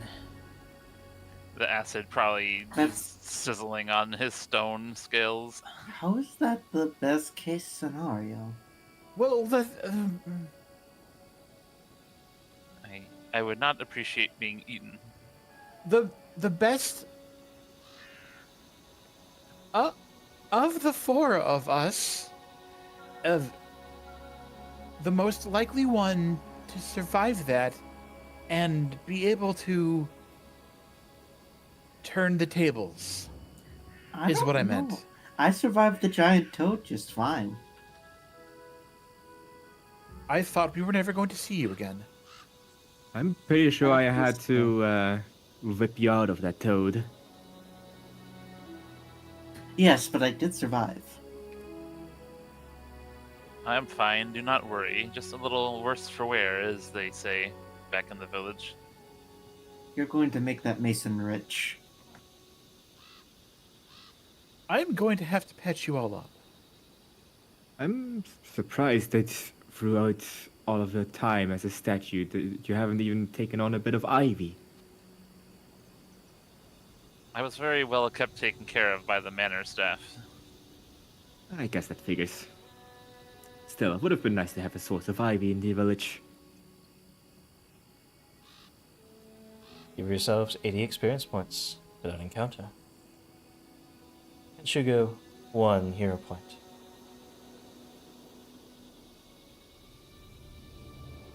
I'm gonna need it for all the ones I roll in the next thing we do. Yep. Oh, so when he gets swallowed whole, he gets a hero point. Well, he ripped himself back out with spectacular fashion. That's true. But, for the purposes of it, having cleared the threats here, you don't find that you're in any danger or any rush, so we can hand wave the medicine checks. It'll only take you maybe an hour or two to recover and recuperate. Yeah. Which, on a longer journey, an hour or two of rest, you were probably going to make, some rests like that anyway, but still need to make up a little bit of that time going forward. Also, this is one of my maps that I create, and it'll be on the Patreon very soon. I whipped this one up in about an hour. Very nice. But yes. Back out See, here. Now we have made this trail much safer for others to travel. Oh, that is true. At least until those plants have regrown, probably. Is that how that works?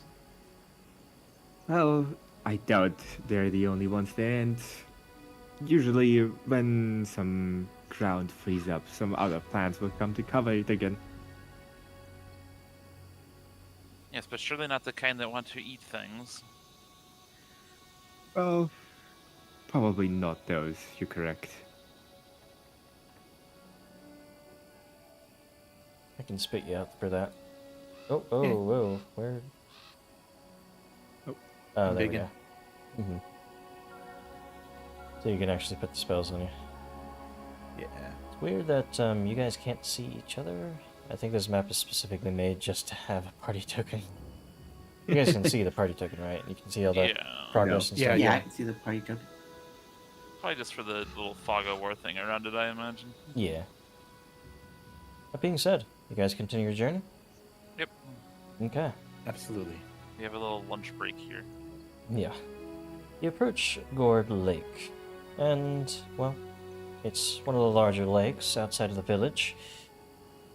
The lake itself is excellent for fishing. You actually see a fisherman or two out there in the lake. But it is said that the southern edge of the lake, in this little divot here, is home to territory of several kappas. Unfortunately, its marshy shores make it not ideal for a village to be built. That be where our kappas were from? Odds are high, or at least the Kappas we met probably know some Kappas from around here. If there are kappas in this area, it would definitely explain the pearl. Maybe we can visit them someday. Maybe we could just not do that. Why? The kappas in the bathhouse seemed quite nice. Well, they ate a horse beforehand. Yeah, they ate a horse. They didn't kill the horse. And they demanded more food before leaving. Like, they were not good guests. Yet they still had a certain charm about them. Yes, the same kind of charm you see upon a toddler. Memories think back. You seem pretty nice. Pretty nice. I agree, Bowsen, actually. I didn't realize you like kids so much. They tend to have interesting perspectives. They ask better questions.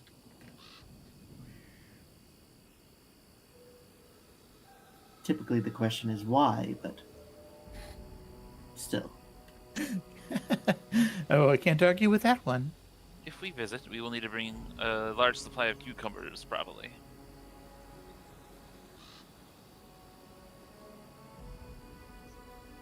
They would appreciate that. I don't know if it would necessarily be required. It would be like a gift to them.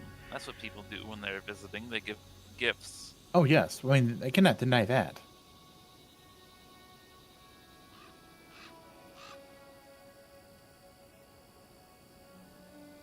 Alright. And these fishermen don't seem that concerned that there are kappa nearby. They are probably friendly. If you look out in the lake, it seems pretty well undisturbed. There's only really 2 fisher boats distance from each other. They really even take mind of you, in fact. But as you guys are heading eastward, you get a strange fuzzy feeling in your head. All of you. It's not enough that you even mention it to your allies. But you quickly realize something is wrong. Today's skies are overcast. There's no rain. Might even be a sign for a dry and pleasant summer. But as you step forward, towards the bend in the road here, all of a sudden, where you expect to open up into the wide valley beyond here, strange fog descends upon you all.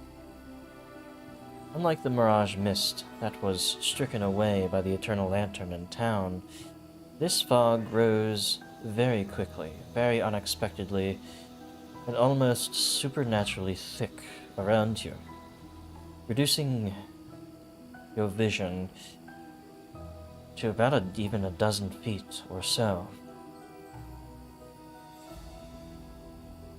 As you begin to lose each other in the mist, in the fog, for a few moments you are alone, surrounded by simply a white expanse, before it lifts, and you all find yourselves a few feet back from where you started to enter the fog. You've teleported back on the road. Oh, no. This is quite peculiar. I don't like this. Didn't you say that you had a compass? Can't we just follow that? Yes. My family's compass, which I picked up when we were there, and I got to choose any 2 GP or less adventuring gear. It's the compass. Mm-hmm. We can use the compass to get through. Very good thinking. Stay close, everybody. The Fae are weak to iron, and the spirits, a compass. As you once again step forward, the This'll work. ahead of you, it seems all normal. You can see the river, you can see the tree line on the other side of it. But as soon as you again step a few feet forward, even all together, that fog descends quickly, taking you all in its grasp once more. You each make sure to be closer to each other, but you guys, you look down to the compass. It starts to spin faster and faster and faster before, Oh no! once again, find yourselves a few feet back, just beyond where this fog seems to be allowing you to go.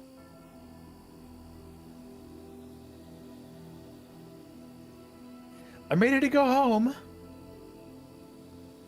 Can we go home? Have any of you seen anything like this before? This is very peculiar. I saw something similar once.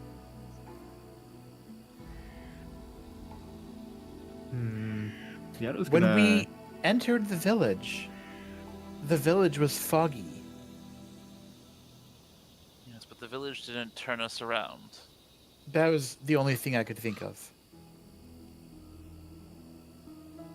Village fog still allowed you to see about 500 feet. This one, and it descended like a normal fog, natural one. This one descends instantly, and there's no fog there until you step forward a few feet, and then it instantly starts to appear all around you and pull you back.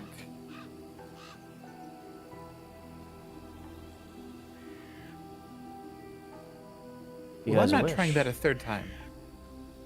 Roll me an occultism check.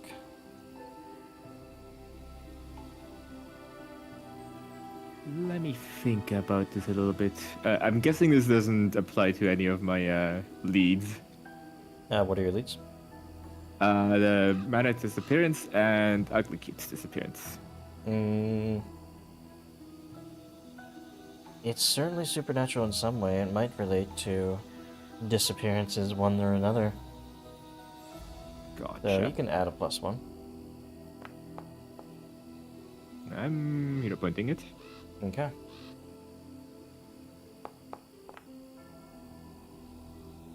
Dang. We'll take your 17, of course. Leodon, something about this definitely strikes you as no natural phenomenon, of course.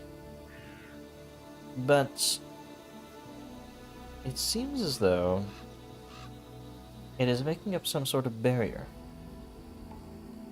And in your testing, maybe you step a few hundred feet to the north, maybe even into the tree line, and find that nothing is stopping you there, but then you try to go east again.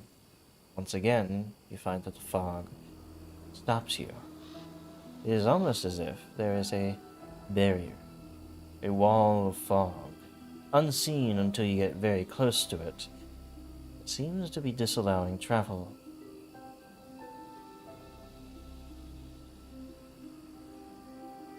To what extent around your village, you're not sure. But it's certainly not letting you go east. Well, we seem to be blocked from going this way. I don't know if it's boxing us in or keeping us out from whatever lies east, but there's certainly a wall here, and it's made of fog.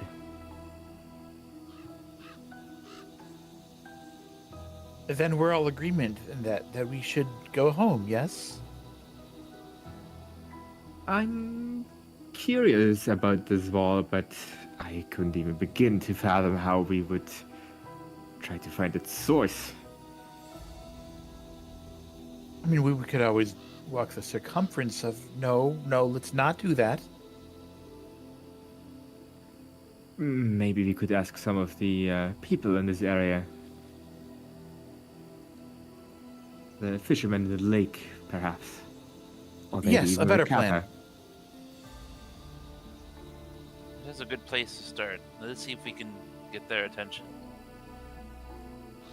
Okay. head back towards the edge of the lake. The fishermen are still a few hundred feet out into the waters. You might have a bit of trouble getting the attention from this distance, but if everyone is okay with it, I could try it with the shining ammunition. It's like there's like 100 or 200 feet away, right? Yeah, a couple hundred. Shugo's just gonna yell as loudly as he can. Like, Okay. hello. I could also use my flute. Roll performance check.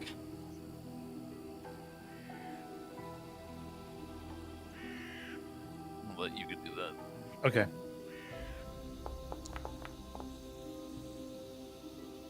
You yell as loud as you can, and one of the straw-hatted fishermen does raise their head and sees you all waving on the shoreline. They shrug their shoulders and start rowing on over. And you actually recognize them. They are, in fact, someone. Let's see, what's their name again? You know them from the docks. Rajul, one of the few other Nagashi in town. Aye. What do you lot want?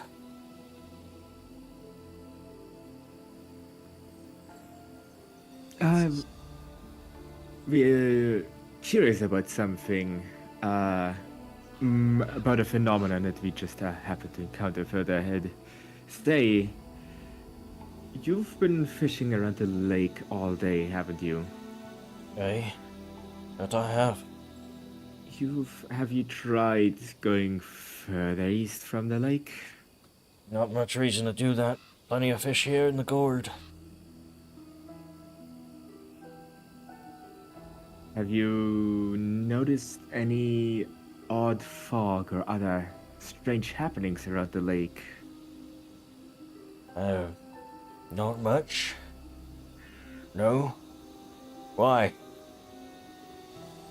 Well, it's more that we found a strange fog ahead that seems to not let us pass further. Yeah, that's weird. Not like I know anything about that. I'm not gonna go and, try. Well, the fool would do that.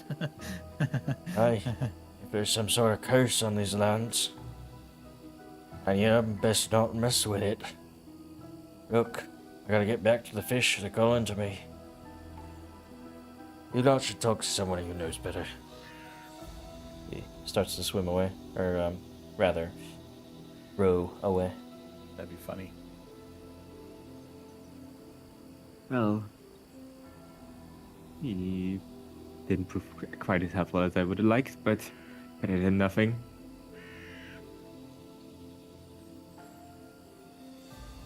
Maybe we should go try to talk to the Kappa.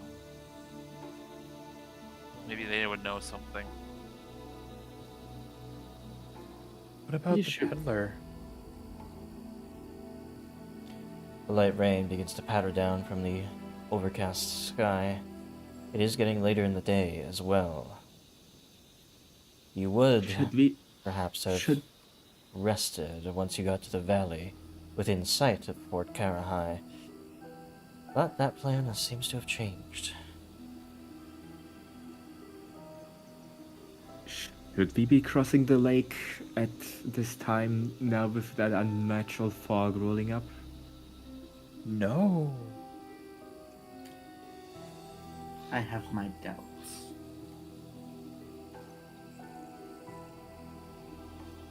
So, return back to Willowshore.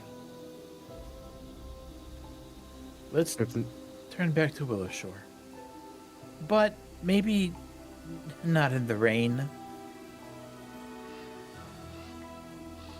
So just camp then? Wait out the weather? I think that would be best at this time. I don't really want to walk in the rain, and it's getting dark.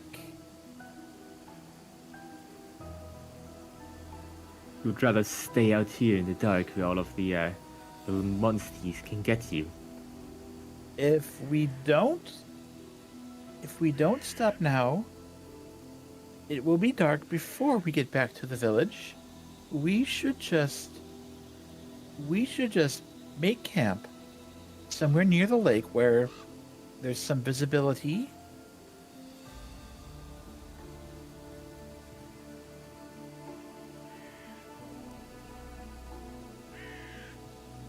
How long would it take Fisherman. you back to the village? Row away. We're left alone on the shores, amidst a patter of rain here. The village is about 10 miles away. You can do 2 miles an hour on foot. You would arrive about 10 o'clock at night, maybe even later than that. Be walking for a few hours in the dark, but you'd be close to town. So much walking. We should speak with the Kappa once the rain has let up.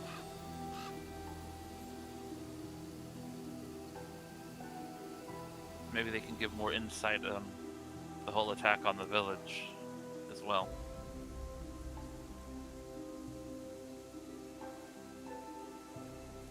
Great, it sounds like we're all in agreement that we will stay here for the time being. Alright. I'm going to go look around a little bit. You go. What's your plan? I know it's been a little bit since Ugly Cute disappeared, but just on the off chance, it's a stone statue. It probably makes very noticeable prints. I'm gonna look around the area here and see if I can find any trace of any tracks or anything. Roll survival check. I will give a little bit of aid. Okay. Get yourself a +1. What kind of bonus is that? Just a flat +1. Not typed at all? Untyped. I have terrain expertise for forest. That was actually circumstance. So I'm Oh, gonna do yes. this survival check, yep. Mm.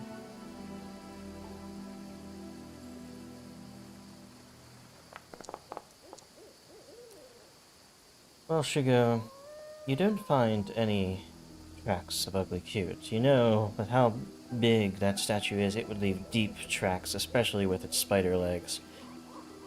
It'd be actually pretty easy to track if you knew where to start.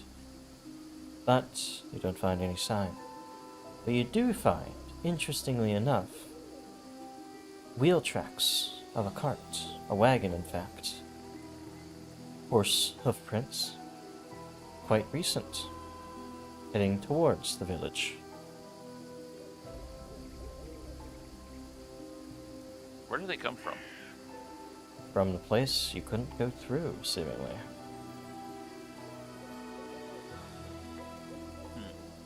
You follow them in reverse all the way up to the fog wall.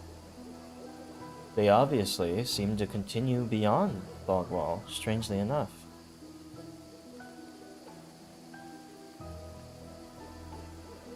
Shugo isn't going to stay out that long and he'll return to the group. And to reiterate, they are coming in the direction, so they were coming from the other side in. Towards the village. I think I found where that traveling merchant might have come from, or somebody else with the cart. From beyond the fog. It's probably someone we should ask about the fog then, since he arrived quite recently.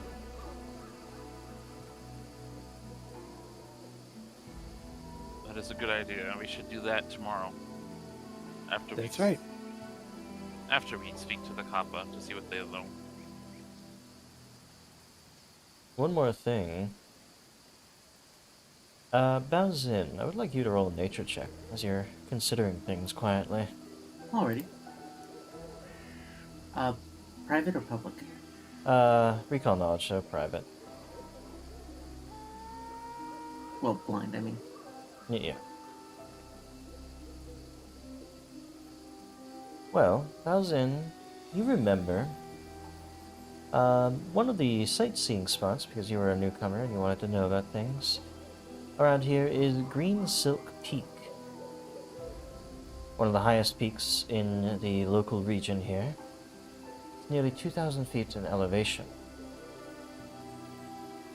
It's difficult to get up to because it's sort of a forested Appalachian mountain sort of thing going on there, but the view from its summit is breathtaking, affording an expansive view of the Sea of Ghosts to the east. And you remember people saying that you could see the fortress of Karahai on a clear day from the top.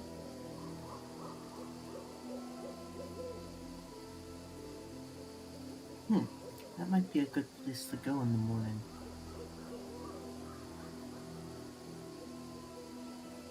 It seems too late now with camp set up, rain falling. Of course, it'd have to be a clear day. I would let the others know when I can get them all together.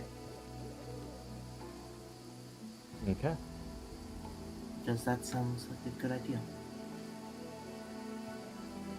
As you're all hunkering down, pitching your tents, is there anything you do during the rain in the night? Obviously, keep watches just in case. Okay. Whoever's watching, roll me a perception. We'll just do one person. Shoot.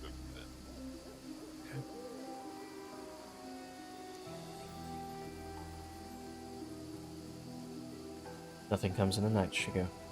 It's a restful night, if a little bit wet. You have much time to consider things as the night turns to day. On a new day. The rain eventually stops overnight, and the welcome sounds of a new dawn arrive.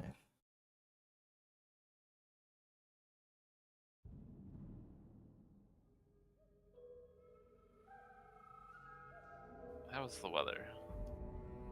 The weather has cleared up. The clouds have passed. I think getting a better view of the area, as Bazan mentioned, might be good for us. I agree.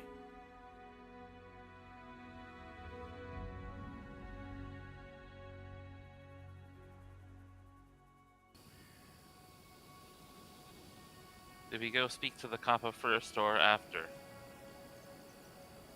Well, seems like it would be awkward to just double back here, so we probably check with them first, just in case. Given the speed of the roads, it'd be fine to do with them in either order. Let's go to the Kappa. We are here.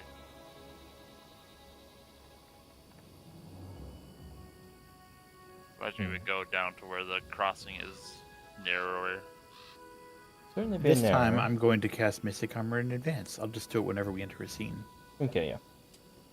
Well, you get to the crossing, and there are early fishermen that are coming out to Gourd Lake, so you can ask one of them to ferry you across easily enough to the other side. That's very nice. And you approach the southern shores where the Kappas make their den. You don't see them. Maybe some ripples in the water here and there. How do you make yourself known?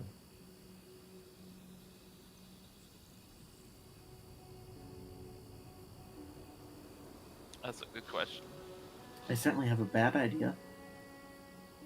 Are there any wild cucumbers growing out here? It's a long shot, but you could roll a nature check. If there were, they'd have to Farming? be in a place that couldn't reach 'em. Or farming, yeah.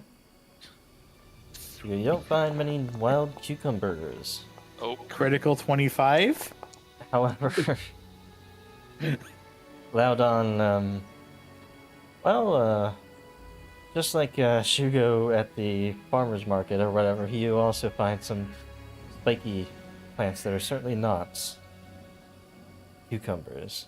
You take one How damage. these zucchini do these work? You go though. you think about the perfect place you would find cucumbers out here. And it's probably on the side of the road where people are transporting something and they drop some seeds or something. Hey, what do you know? You do find some wild cucumbers. Come to think of it, I don't know how cucumbers grow at all. Are they a root vegetable or something? I don't know. Who knows? But you find cucumbers. Wizards do it. Yes. And you can harvest them. I've honestly never seen a plant before in my life, so I have no idea. Yeah, I actually don't either. No, they like grow on little on little like not bushes, but Kind of like on- pumpkins. They're squashy, Yeah. so that makes sense. Okay. They You grow on find- vines. Have you ever seen asparagus grow? They look like some kind of joke to make people who've never seen asparagus think that's how asparagus grows.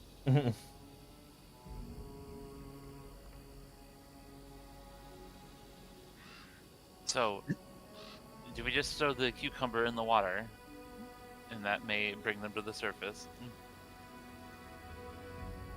Well, it seems probably better to give the gift in person rather than to just throw it in the water. It's impolite. You are correct. Do they respond maybe to... I could try making some sound?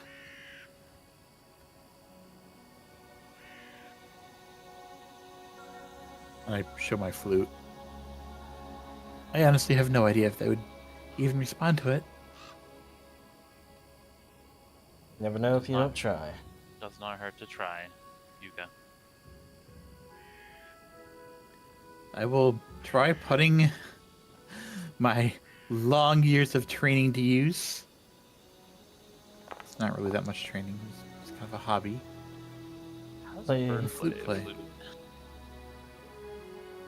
As you watch me play the flute, you realize you wish you hadn't learned the answer. I have no idea. You would probably have to stick it. Maybe there's like a special mouthpiece or something. I have no idea. Yeah, or something like that. Anyway, We figured something out. you play the flute, and eventually it does call a few of the kappas up to shore. These ones, Okay. like a little. Oh wait, no, yeah, they're big. Well, the token's big, but one of the kappas sort of encroaches a little bit. Sees the cucumbers. Oh, you have cucumbers. Can I have? Wait a minute. Aren't you the guys who gave us cucumbers the other day? We are. Yar? We are. Oh, I thought you were pirates. Sorry. We get that a lot. Well, I'll take more cucumbers.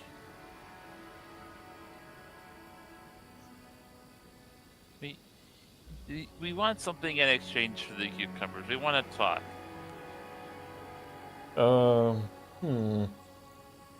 Well, talking's hard. Roll diplomacy check. Anybody who can.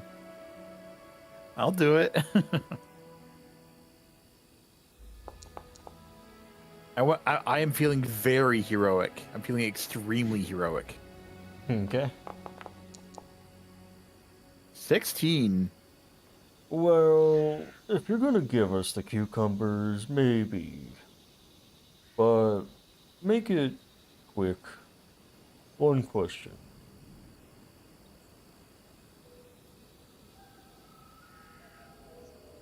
What do you know of the fog to the east?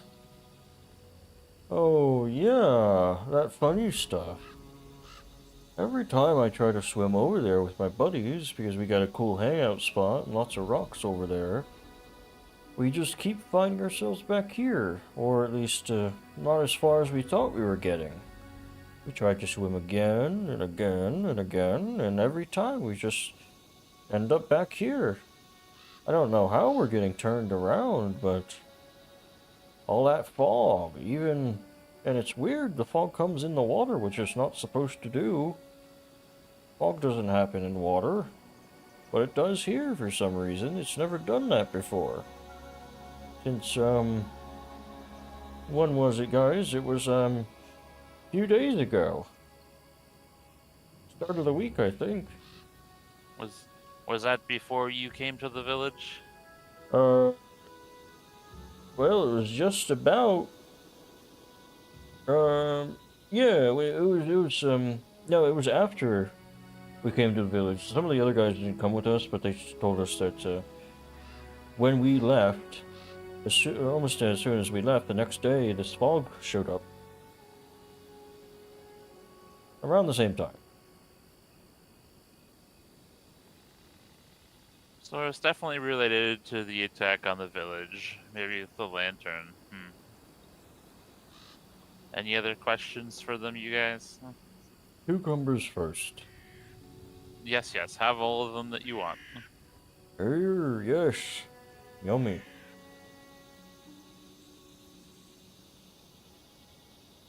They walk That back pretty into much the just water with cucumbers.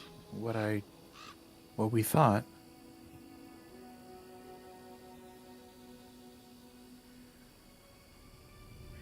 Oh, he left. Yes. They, as soon as he handed them, they just turn around and leave.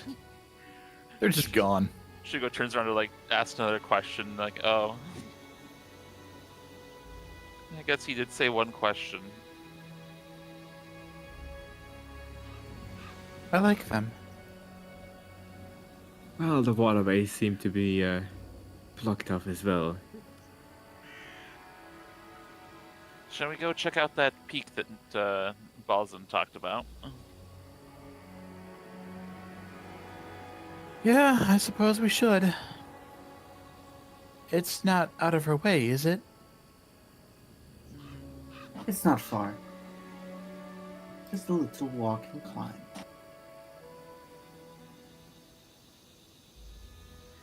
I mean, if it's not far, I suppose there's no harm. I will say, it was much easier to get around when I could fly.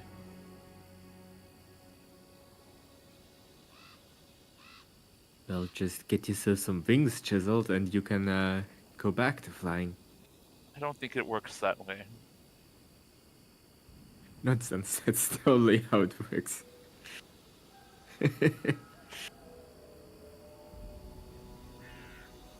I mean, look at you guy, he has wings and he can fly. I don't have wings. These are just normal arms. Well, you're a bird, therefore they're wings. I'm not a bird, I'm a tengu. Same thing, really.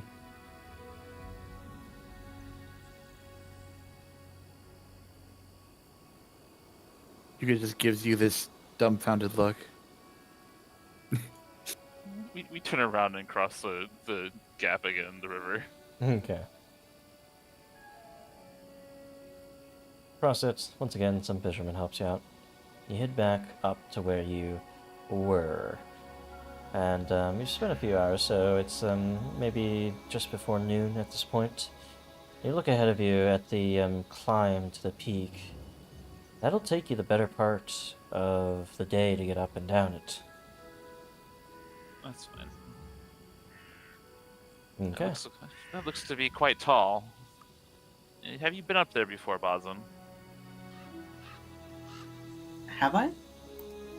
You have not. No, you've No. heard about it. You read it in the, visitor's That- guide or whatever. But... Yeah, that's more fitting. No, I just know of it. And it's something I'd like to see as well. Interesting. I thought you knew from experience. No, I'm just well read.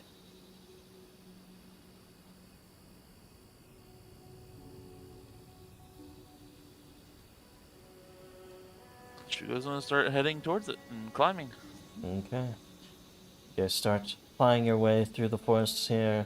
The deeper sort of woods of the Spectre Wood are not an easy feat to get through, and coupling that with a climb to a peak takes you better part of the day, or at least 4 hours to get up to the top. As the sort of birds call around you and, well, you avoid snakes slithering in the grass and find an old shrine of a kami here and there. You eventually make your way to the top. And it is a breathtaking view.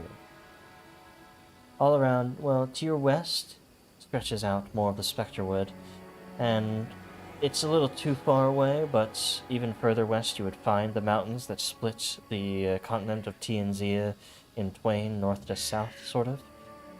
And then to the east, you do actually see, because you're close enough to the coastline, the Sea of Ghosts, sort of an inner sea for Tianzia. I should actually bring in a full map of Tianzia. You guys can look up a map of Tianzia if you so wish, if you want to see the overview of everything. I'm not really actually sure if the map shows where Willowshore is. It does show where Say is, SCE, but I'm not sure actually.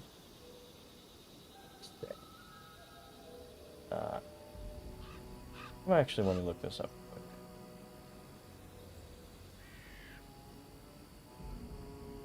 Zay. Then this, and then that's the Spectre Wood. It doesn't actually show your village on here, but either way, you're close enough to the shore of the Sea of Ghosts to, well, see it. And you see as well, glimmering with its sort of brown stone, the fortress of Karahai on its coast. All seems normal.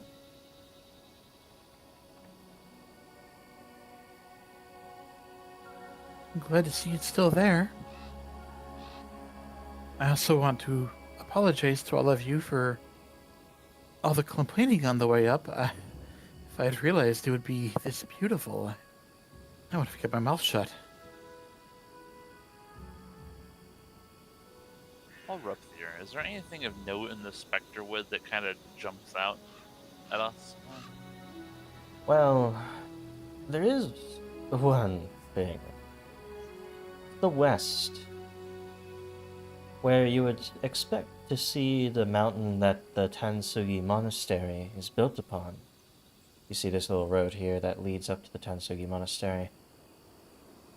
There is a great fog, a wall of fog that seems to ascend perhaps half a mile into the sky, surrounding it like a shell. That whole region. I'll draw sort of a little thing here. Oh, you can't see it. But you see my cursor, like sort of like along here. Actually, along this little escarpment right here, essentially. Huh. It's just a wall of fog that you can see, strangely enough, versus the wall of fog you can't see until you get close to it. That seems a bit out of place from the norm, and cause for concern.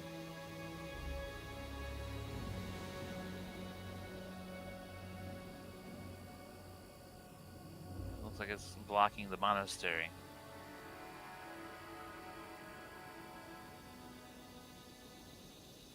It's very odd.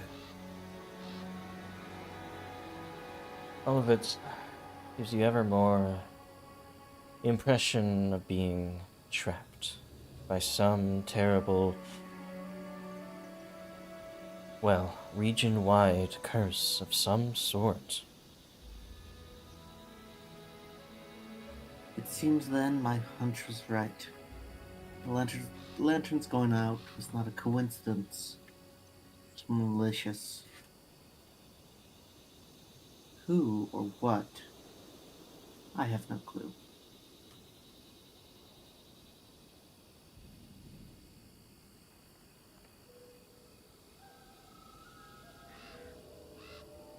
We should go back to the village and find somebody to speak to.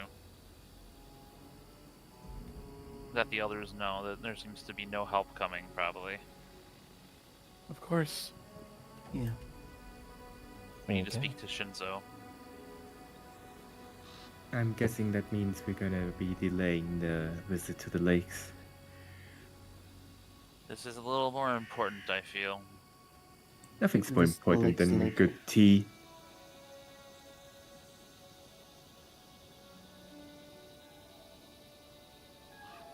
As you guys speak on maybe plans for the tea house, exiting the forest and going along the trail you've cleared, once again you see riverboats going up and down, mostly up again towards Willowshore, because it took you a long while to get up and then back down from Greensill Peak. Better part of the day. You'll arrive in Willowshore by nightfall, but as you're going along, it seems as though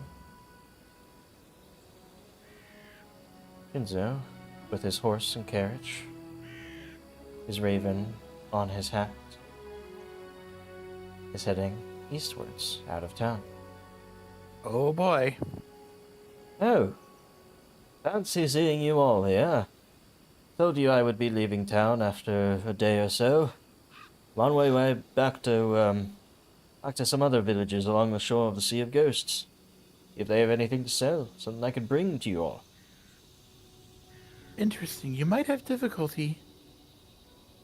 What difficulty could I have?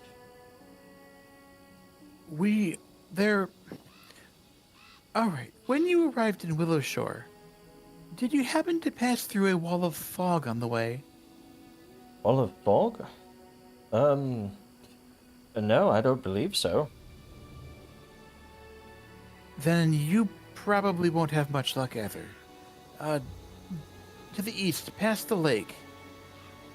As you go past the lake, there is a wall of fog that appears, traps you inside, turns you around, and brings you back to where you tried to enter it.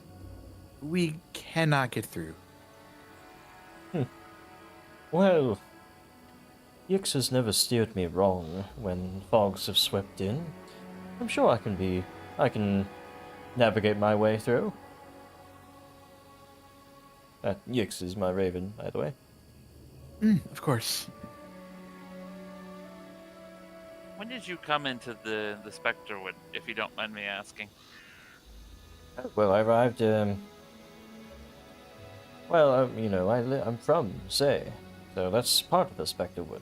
I've traded through these parts all my life. Past the lake to the east. When did you cross that area? Yesterday. Arriving in the morning.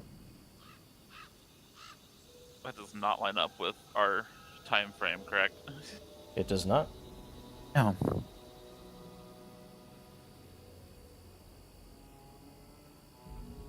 Well, daylight's awaiting, so I must be on my way. Oh, do you have any, items of particular importance you would request of me to bring you, in a week's time, perhaps?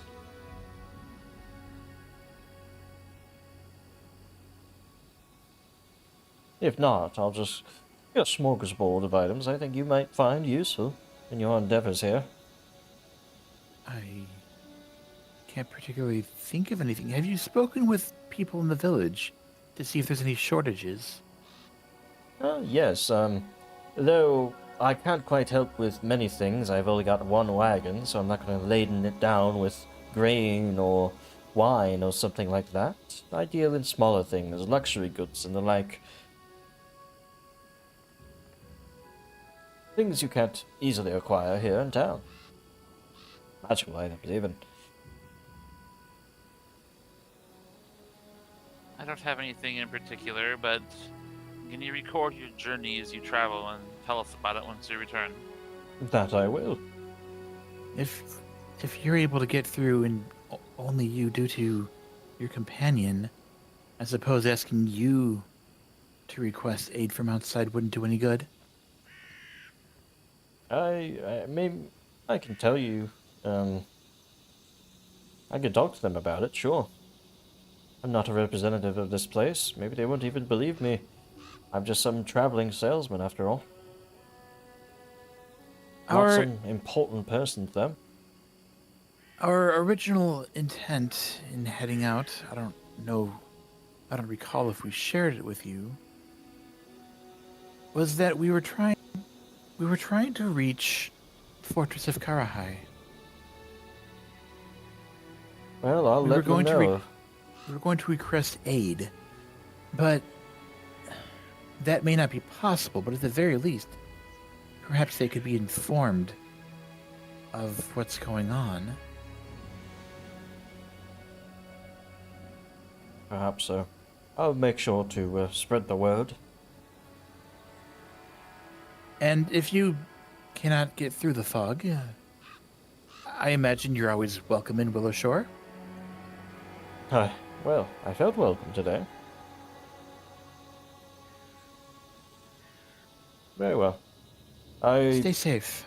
won't keep you any longer, and daylight's work. He Of makes his course. way. Down and away, out of view. At this point, it wouldn't surprise me if that raven actually does get him through. Maybe we should have traveled with him. Maybe next time. Maybe.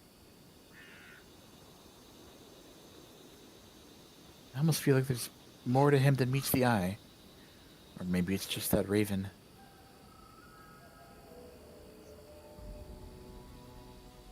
Alright. So you guys return to town? Yeah. You make it at nightfall.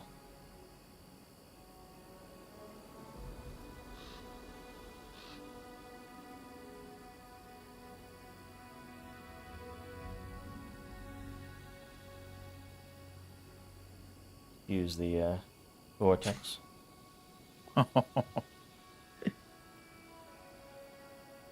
But it is night. You're all very tired. Unless you have something pressing that you wish to do, you're not exactly going to waken the old man and woman in the middle of the night. I Are you? would like to keep my head. Let us meet at the Eternal Lantern in the morning. That sounds like a plan. Alright. You all take your rest for the night. It's a quiet night, but an uneasy one as you realized the enormity of what has transpired. Day rises once more. Another day passes on the calendar. I will be keeping track. It is now Fire Day, or Friday, for our purposes. Serenith 4608 AR.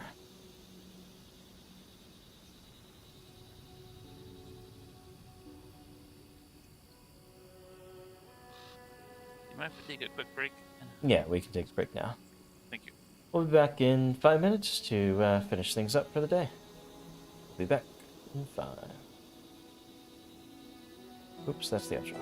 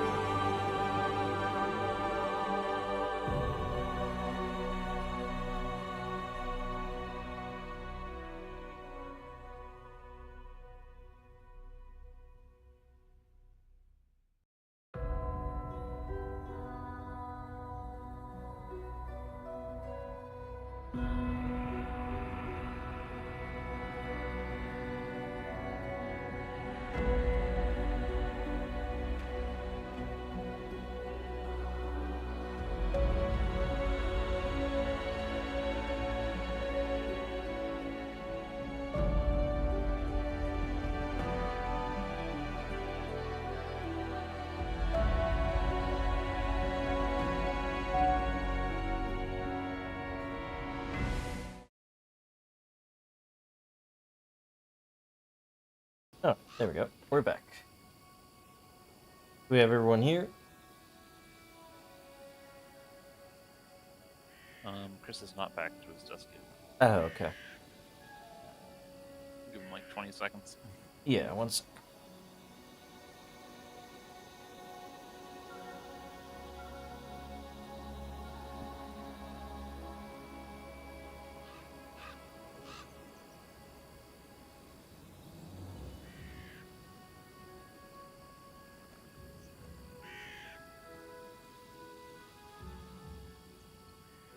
I'm back. Welcome back. Welcome All right, and Neldo, you're here. Yes, I am. Okay. So, with you all returning to the village, reconvening at the Eternal Lantern at the foot of the Dawnstep Bridge. What do you guys do from here? Your first mission was an immediate failure for Yes, it reasons was. strange and unknown.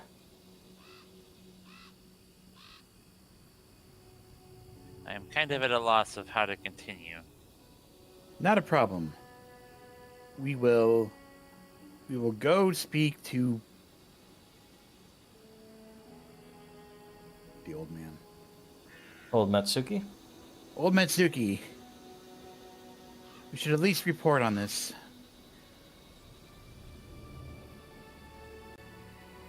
Okay. Hearing no objections, you guys head over in that direction. Good. And over at the Matsuki estate, things are much less hectic than they were before. Things are getting back to order. Less people sort of in infirmaries and stuff and all that. Or just an old man's estate. You find him over a game of, well, PNZ's version of chess. Sort of a game of strategy and tactics. Seemingly against one of his many, many sons. This is why you, oh, we'll continue this later. I didn't expect you to be back so soon. Whatever happened to your mission? Unfortunately, we ran into complications that were far too impenetrable, you might say. I bow politely. Sort It of. appears, not appears, there is an impenetrable wall of supernatural fog east of the Gourd Lake. It appears to be stretching far. Not far, but it circles Willowshore. And I believe it's trapping us within. Places his hand on his chin. I have been hearing strange reports about fishermen or people wishing to flee Willowshore, saying fog descended on them and they had to return. I thought they were just getting lost, or fishermen got drunk and made an excuse on why they were late to get back. But if you're saying it, and it must be true. Even our compasses couldn't get us through. Strange that. Must be supernatural in nature. More concerning is the monastery to the west has a much more visible wall of fog blocking it off. That we did realize pretty quickly. Anybody who went to pick herbs or otherwise in that direction quickly found an imposing wall of not just fog, but spirits. None dared to get close, but they could swear they were hearing the screams of the dead and their wailing from afar. And just barely within the mists of that wall, faces, hands clawing as if to get free of it. We learned this after we sent you off. But now it seems There are many strange phenomena trapping us here. Interestingly, that trader who was visiting us, what was his name? Shinzo. He seems confident that he might be able to get through. So I requested that at the very least, if he was heading that direction, to stop by the fortress and be a messenger. Inform them of what's happened, at the very least.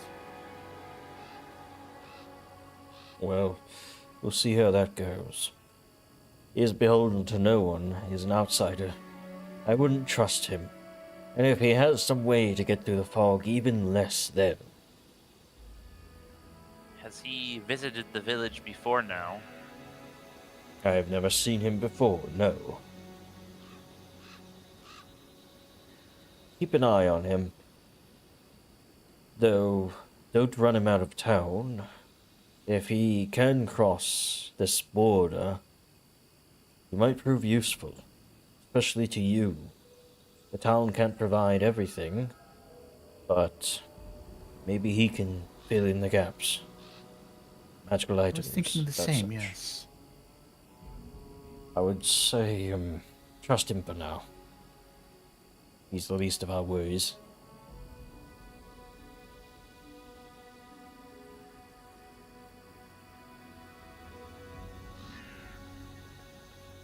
Trust might be a bit strong of a word, but we can remain on good terms and keep an eye on him. Perhaps use him. Sorry, go. So at this point, we don't really have much to do besides wait for the hunters to return or go investigate the monastery ourselves. I wouldn't recommend going towards the monastery. If it's a much more potent wall, visible from afar, screaming with the damned, I doubt you could do much to it. No, there are other things to look to. First, the vanishing of the governor and his estate. And perhaps, as well, the disappearance of Ugly Cute. Yes, those definitely take priority. You are correct. Those are more immediate. Well, you've been away for a while. Perhaps the Silver Mist scouts have learned more in the past 2 days. Shugo nods. We will check in with them. But, well, as for the governor, there was one... There was one event. I'll start over. There's no indication of why his place would have disappeared. It has to have been some powerful supernatural force indeed. We have no obvious leads, so it must be someone with a grudge against him, perhaps, that fomented a spell of some sort. Who would have had a grudge against the mayor? Plenty. His policies weren't exactly popular, but nobody has the right combination of power or motivation, really, to pull something like that off. The only one who would have come close to that would have been your father, Leodon. He's long gone.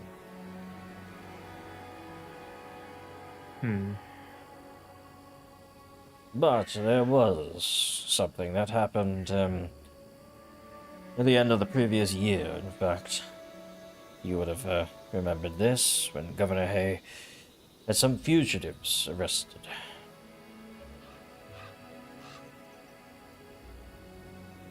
Rather, this was 3 years ago. The winter. He received a message from Say to be on lookout for a couple of dangerous fugitives, said to have attempted to curse the imperial family of Shenmen. When one of these fugitives, a singer named Fan Hong Rui, showed up here, claiming to be searching for aid and dealing with a friend's snakebite, the governor, well, he attempted to arrest her at that point, thinking she was one of those dangerous fugitives. This Fan Hungry used their bardic magics to distract and injure some of the guards and fled into the woods. As soon as they recovered, though, the governor led a pursuit against this woman. They tracked her to the Canary Inn, a roadside sort of shelter to the northeast of Willowshore. But in the standoff that ensued, a fire erupted. The official, report said that the fire was triggered by the fugitive. But there are still those in town who claim that the governor and his guards started the blaze in an attempt to force the fugitive and her allies out into the open. What none, though, contest is the final words of Hungary sung out as the building burned. They seem to unsettle the governor, for she promised that all those who serve Langlois will soon know how it feels to lose it all. At the time, it seemed little more than the dying oath of a criminal, but in hindsight, with Langlois collapsing within a year, 2 years ago now, I wonder if there was more magic to the oath than they suspected. In any case, the bodies of this Fan Hungry and her two the bodies of her accomplices, the two of them, were recovered and buried near the ruined building, but her remains were never found. Long story short, someone, maybe, who had some influence in the downfall of Langlois, the sort of imperial country that controlled nearly all of TNZ at one point, a couple of years ago. If their curse had something to do with that, perhaps it has something to do with Willow-Shore's predicament. It's a long shot, admittedly, but we have no other way to go with the governor's disappearance at this point. So we should go check out the remains of that inn that had burned down. Pretty much, yes. It's a good place to be. Who knows, maybe this woman didn't actually die.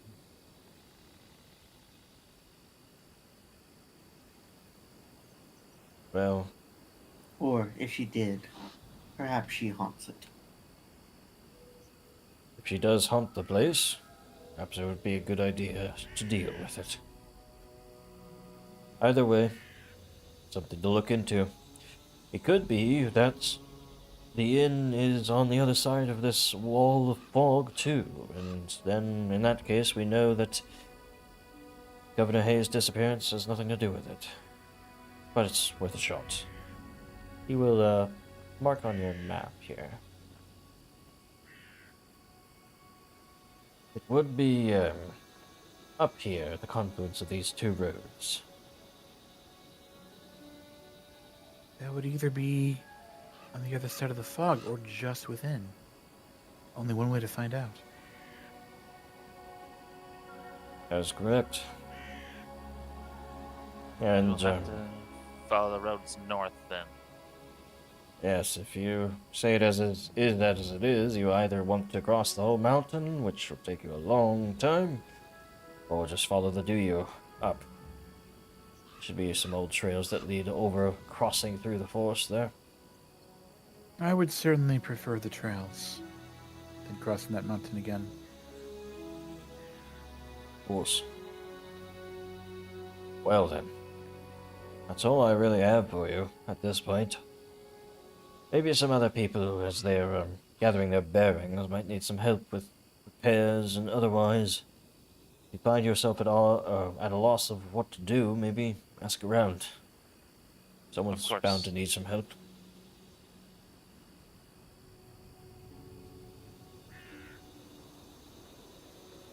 I must get to some other duties. Get on your way. Well, that is one potential thing we can check out.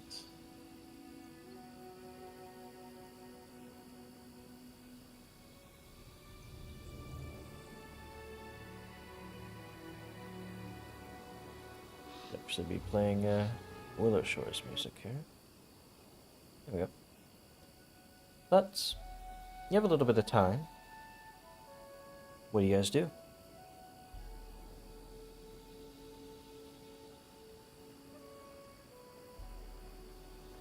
Reflect and focus.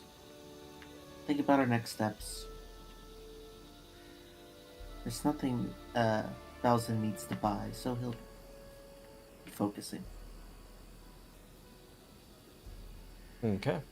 We should head out at some point, but I'm going to head around the town and see if anybody has heard anything or needs any help. And Shugo will go try to collect information, see what he can learn or talk to people since he's traveling around. Nobody in particular, just passerbys.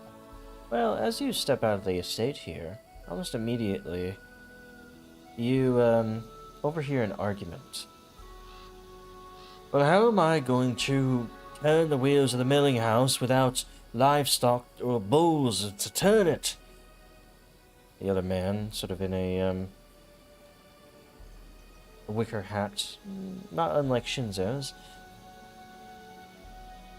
Well, they all were freed by those damn Jenkins that tore down my fences. The whole stable's a mess. It's gonna take a while to rid them all back from the disparate parts of the forest. We don't even have anyone skilled enough to do it. The Silvermist Lodgers are out looking for some statue while my beasts are roaming the hinterlands. Hold on there.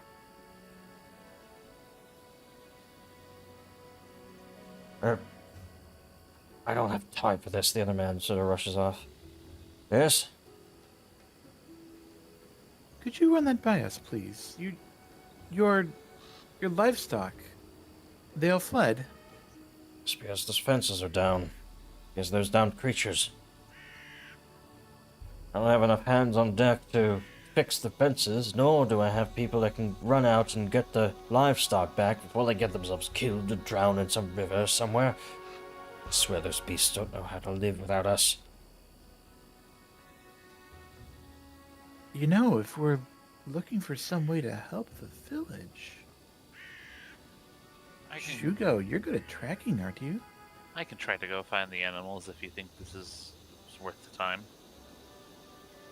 Well, if you have nothing more pressing to do,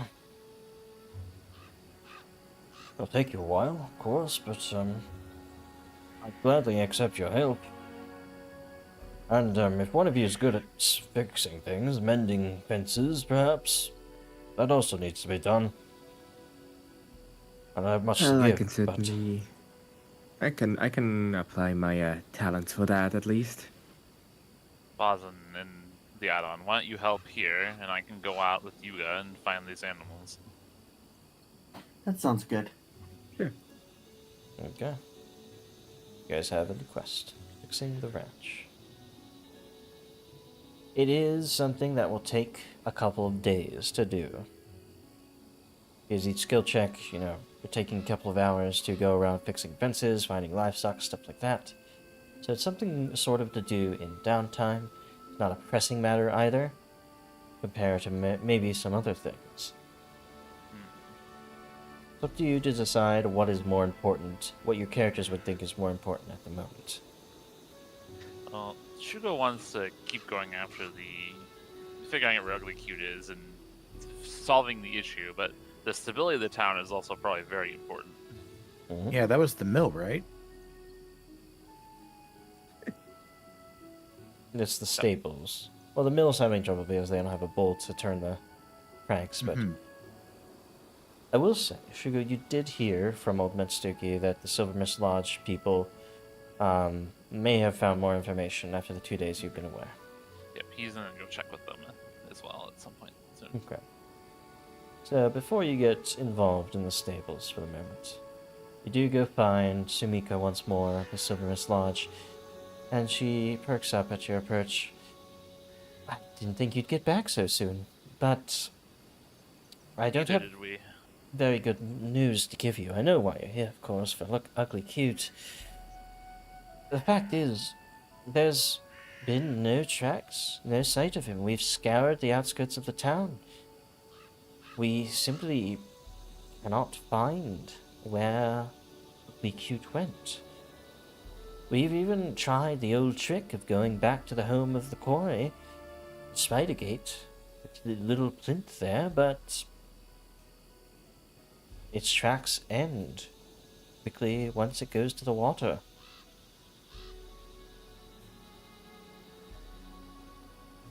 That is upsetting to hear.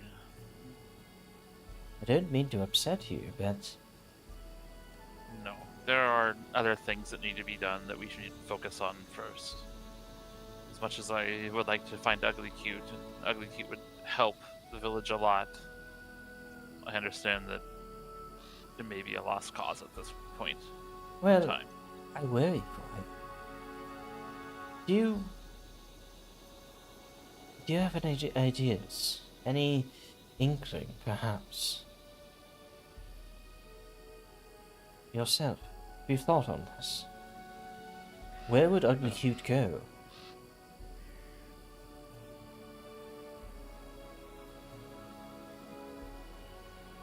Well, I was following Ugly Cute's tracks to the east, and that's where I found these people. But I don't. What would I know about Ugly Cute in particular, like that? Well, you were good buddies on the spiritual realm. You were both born in the same place, from the same quarried stone. And you've been defending the town for a very long time. Basically it. Maybe Ugly Cute went to the monastery. Or the quarry. Roll a nature check. Yes, I will roll a nature check. I would go in, but I'm nowhere near that, so it's hard to really justify in RP, basically. You guys could have just followed him. Yeah. Yes, can be there. Yeah. You can clue him in. So for the +1. And Shugo, because you've known Ugly Cute for so long, I'm going to reduce the DC for this. While the Spider Gate is sort of a home, it's more of a posting. Following that logic, maybe, returning to the quarry's home, as Sumika has said it, maybe the home would be the place that they were born. The quarry. And you remember where you were created, essentially, or at least just the statue that you were coaxed into was created. That would be the gorge down south. Perhaps that's where he went, if he had nowhere else to go. There's so many different directions to go. Mm-hmm. Many options. You guys don't have drawing permissions, do you? No. I'll need to add them. Just remember, probably at We the will end be of, responsible. at the end of this river and at the crossroads to the northeast. There are locations, things to discover perhaps. The fate of Ugly Cute, the fate of Fan Hungry, the fate of Willowshore hangs in the balance. But I think now, as you have all these leads, as you have all these considerations, it's a good time to end the session. Hope you guys had a good time. Very Yeah. much. That was good. Very good. Mm-hmm. Of course, a slower session because you're not rushing around town trying to save it, but it always has to get to a point like this where you can recuperate, start investigating things at a slower pace, and discover all the mysteries that are in store for you. Nice change of pace. It's good to have these now and then. Mm-hmm. That being said, all of you watching, thank you guys for having watched. This, of course, will be immediately available now that I have started streaming on YouTube. And, of course, the map that you saw today, and many future maps as well, are of my own creation. treacherous trail. Because Season of Ghosts, while many of the main maps have a lot of stuff, there's a lot of like random encounters and small encounters that the developers don't generally make maps for. So I, as it happens, for Kingmaker, Outlaws, and now Season of Ghosts, fill in the gap for. So you can always have a very high quality map with walling, lighting, overhead tiles, and all that, so you can go underneath it on my Patreon. So, thank you guys again for watching, and Yuga, Chris, you do stream on Twitch. I'm Chris Coble, the player of Yuga. I do stream on Twitch on Wednesdays and Saturdays, 6 to 10 p.m. Central Time at Chris Coble. Come by sometime, it'll be fun. Okay. And with that, thank you all for watching. We'll be back next week with another episode of Season of Ghosts. Bye. Bye-bye. Bye bye. Bye.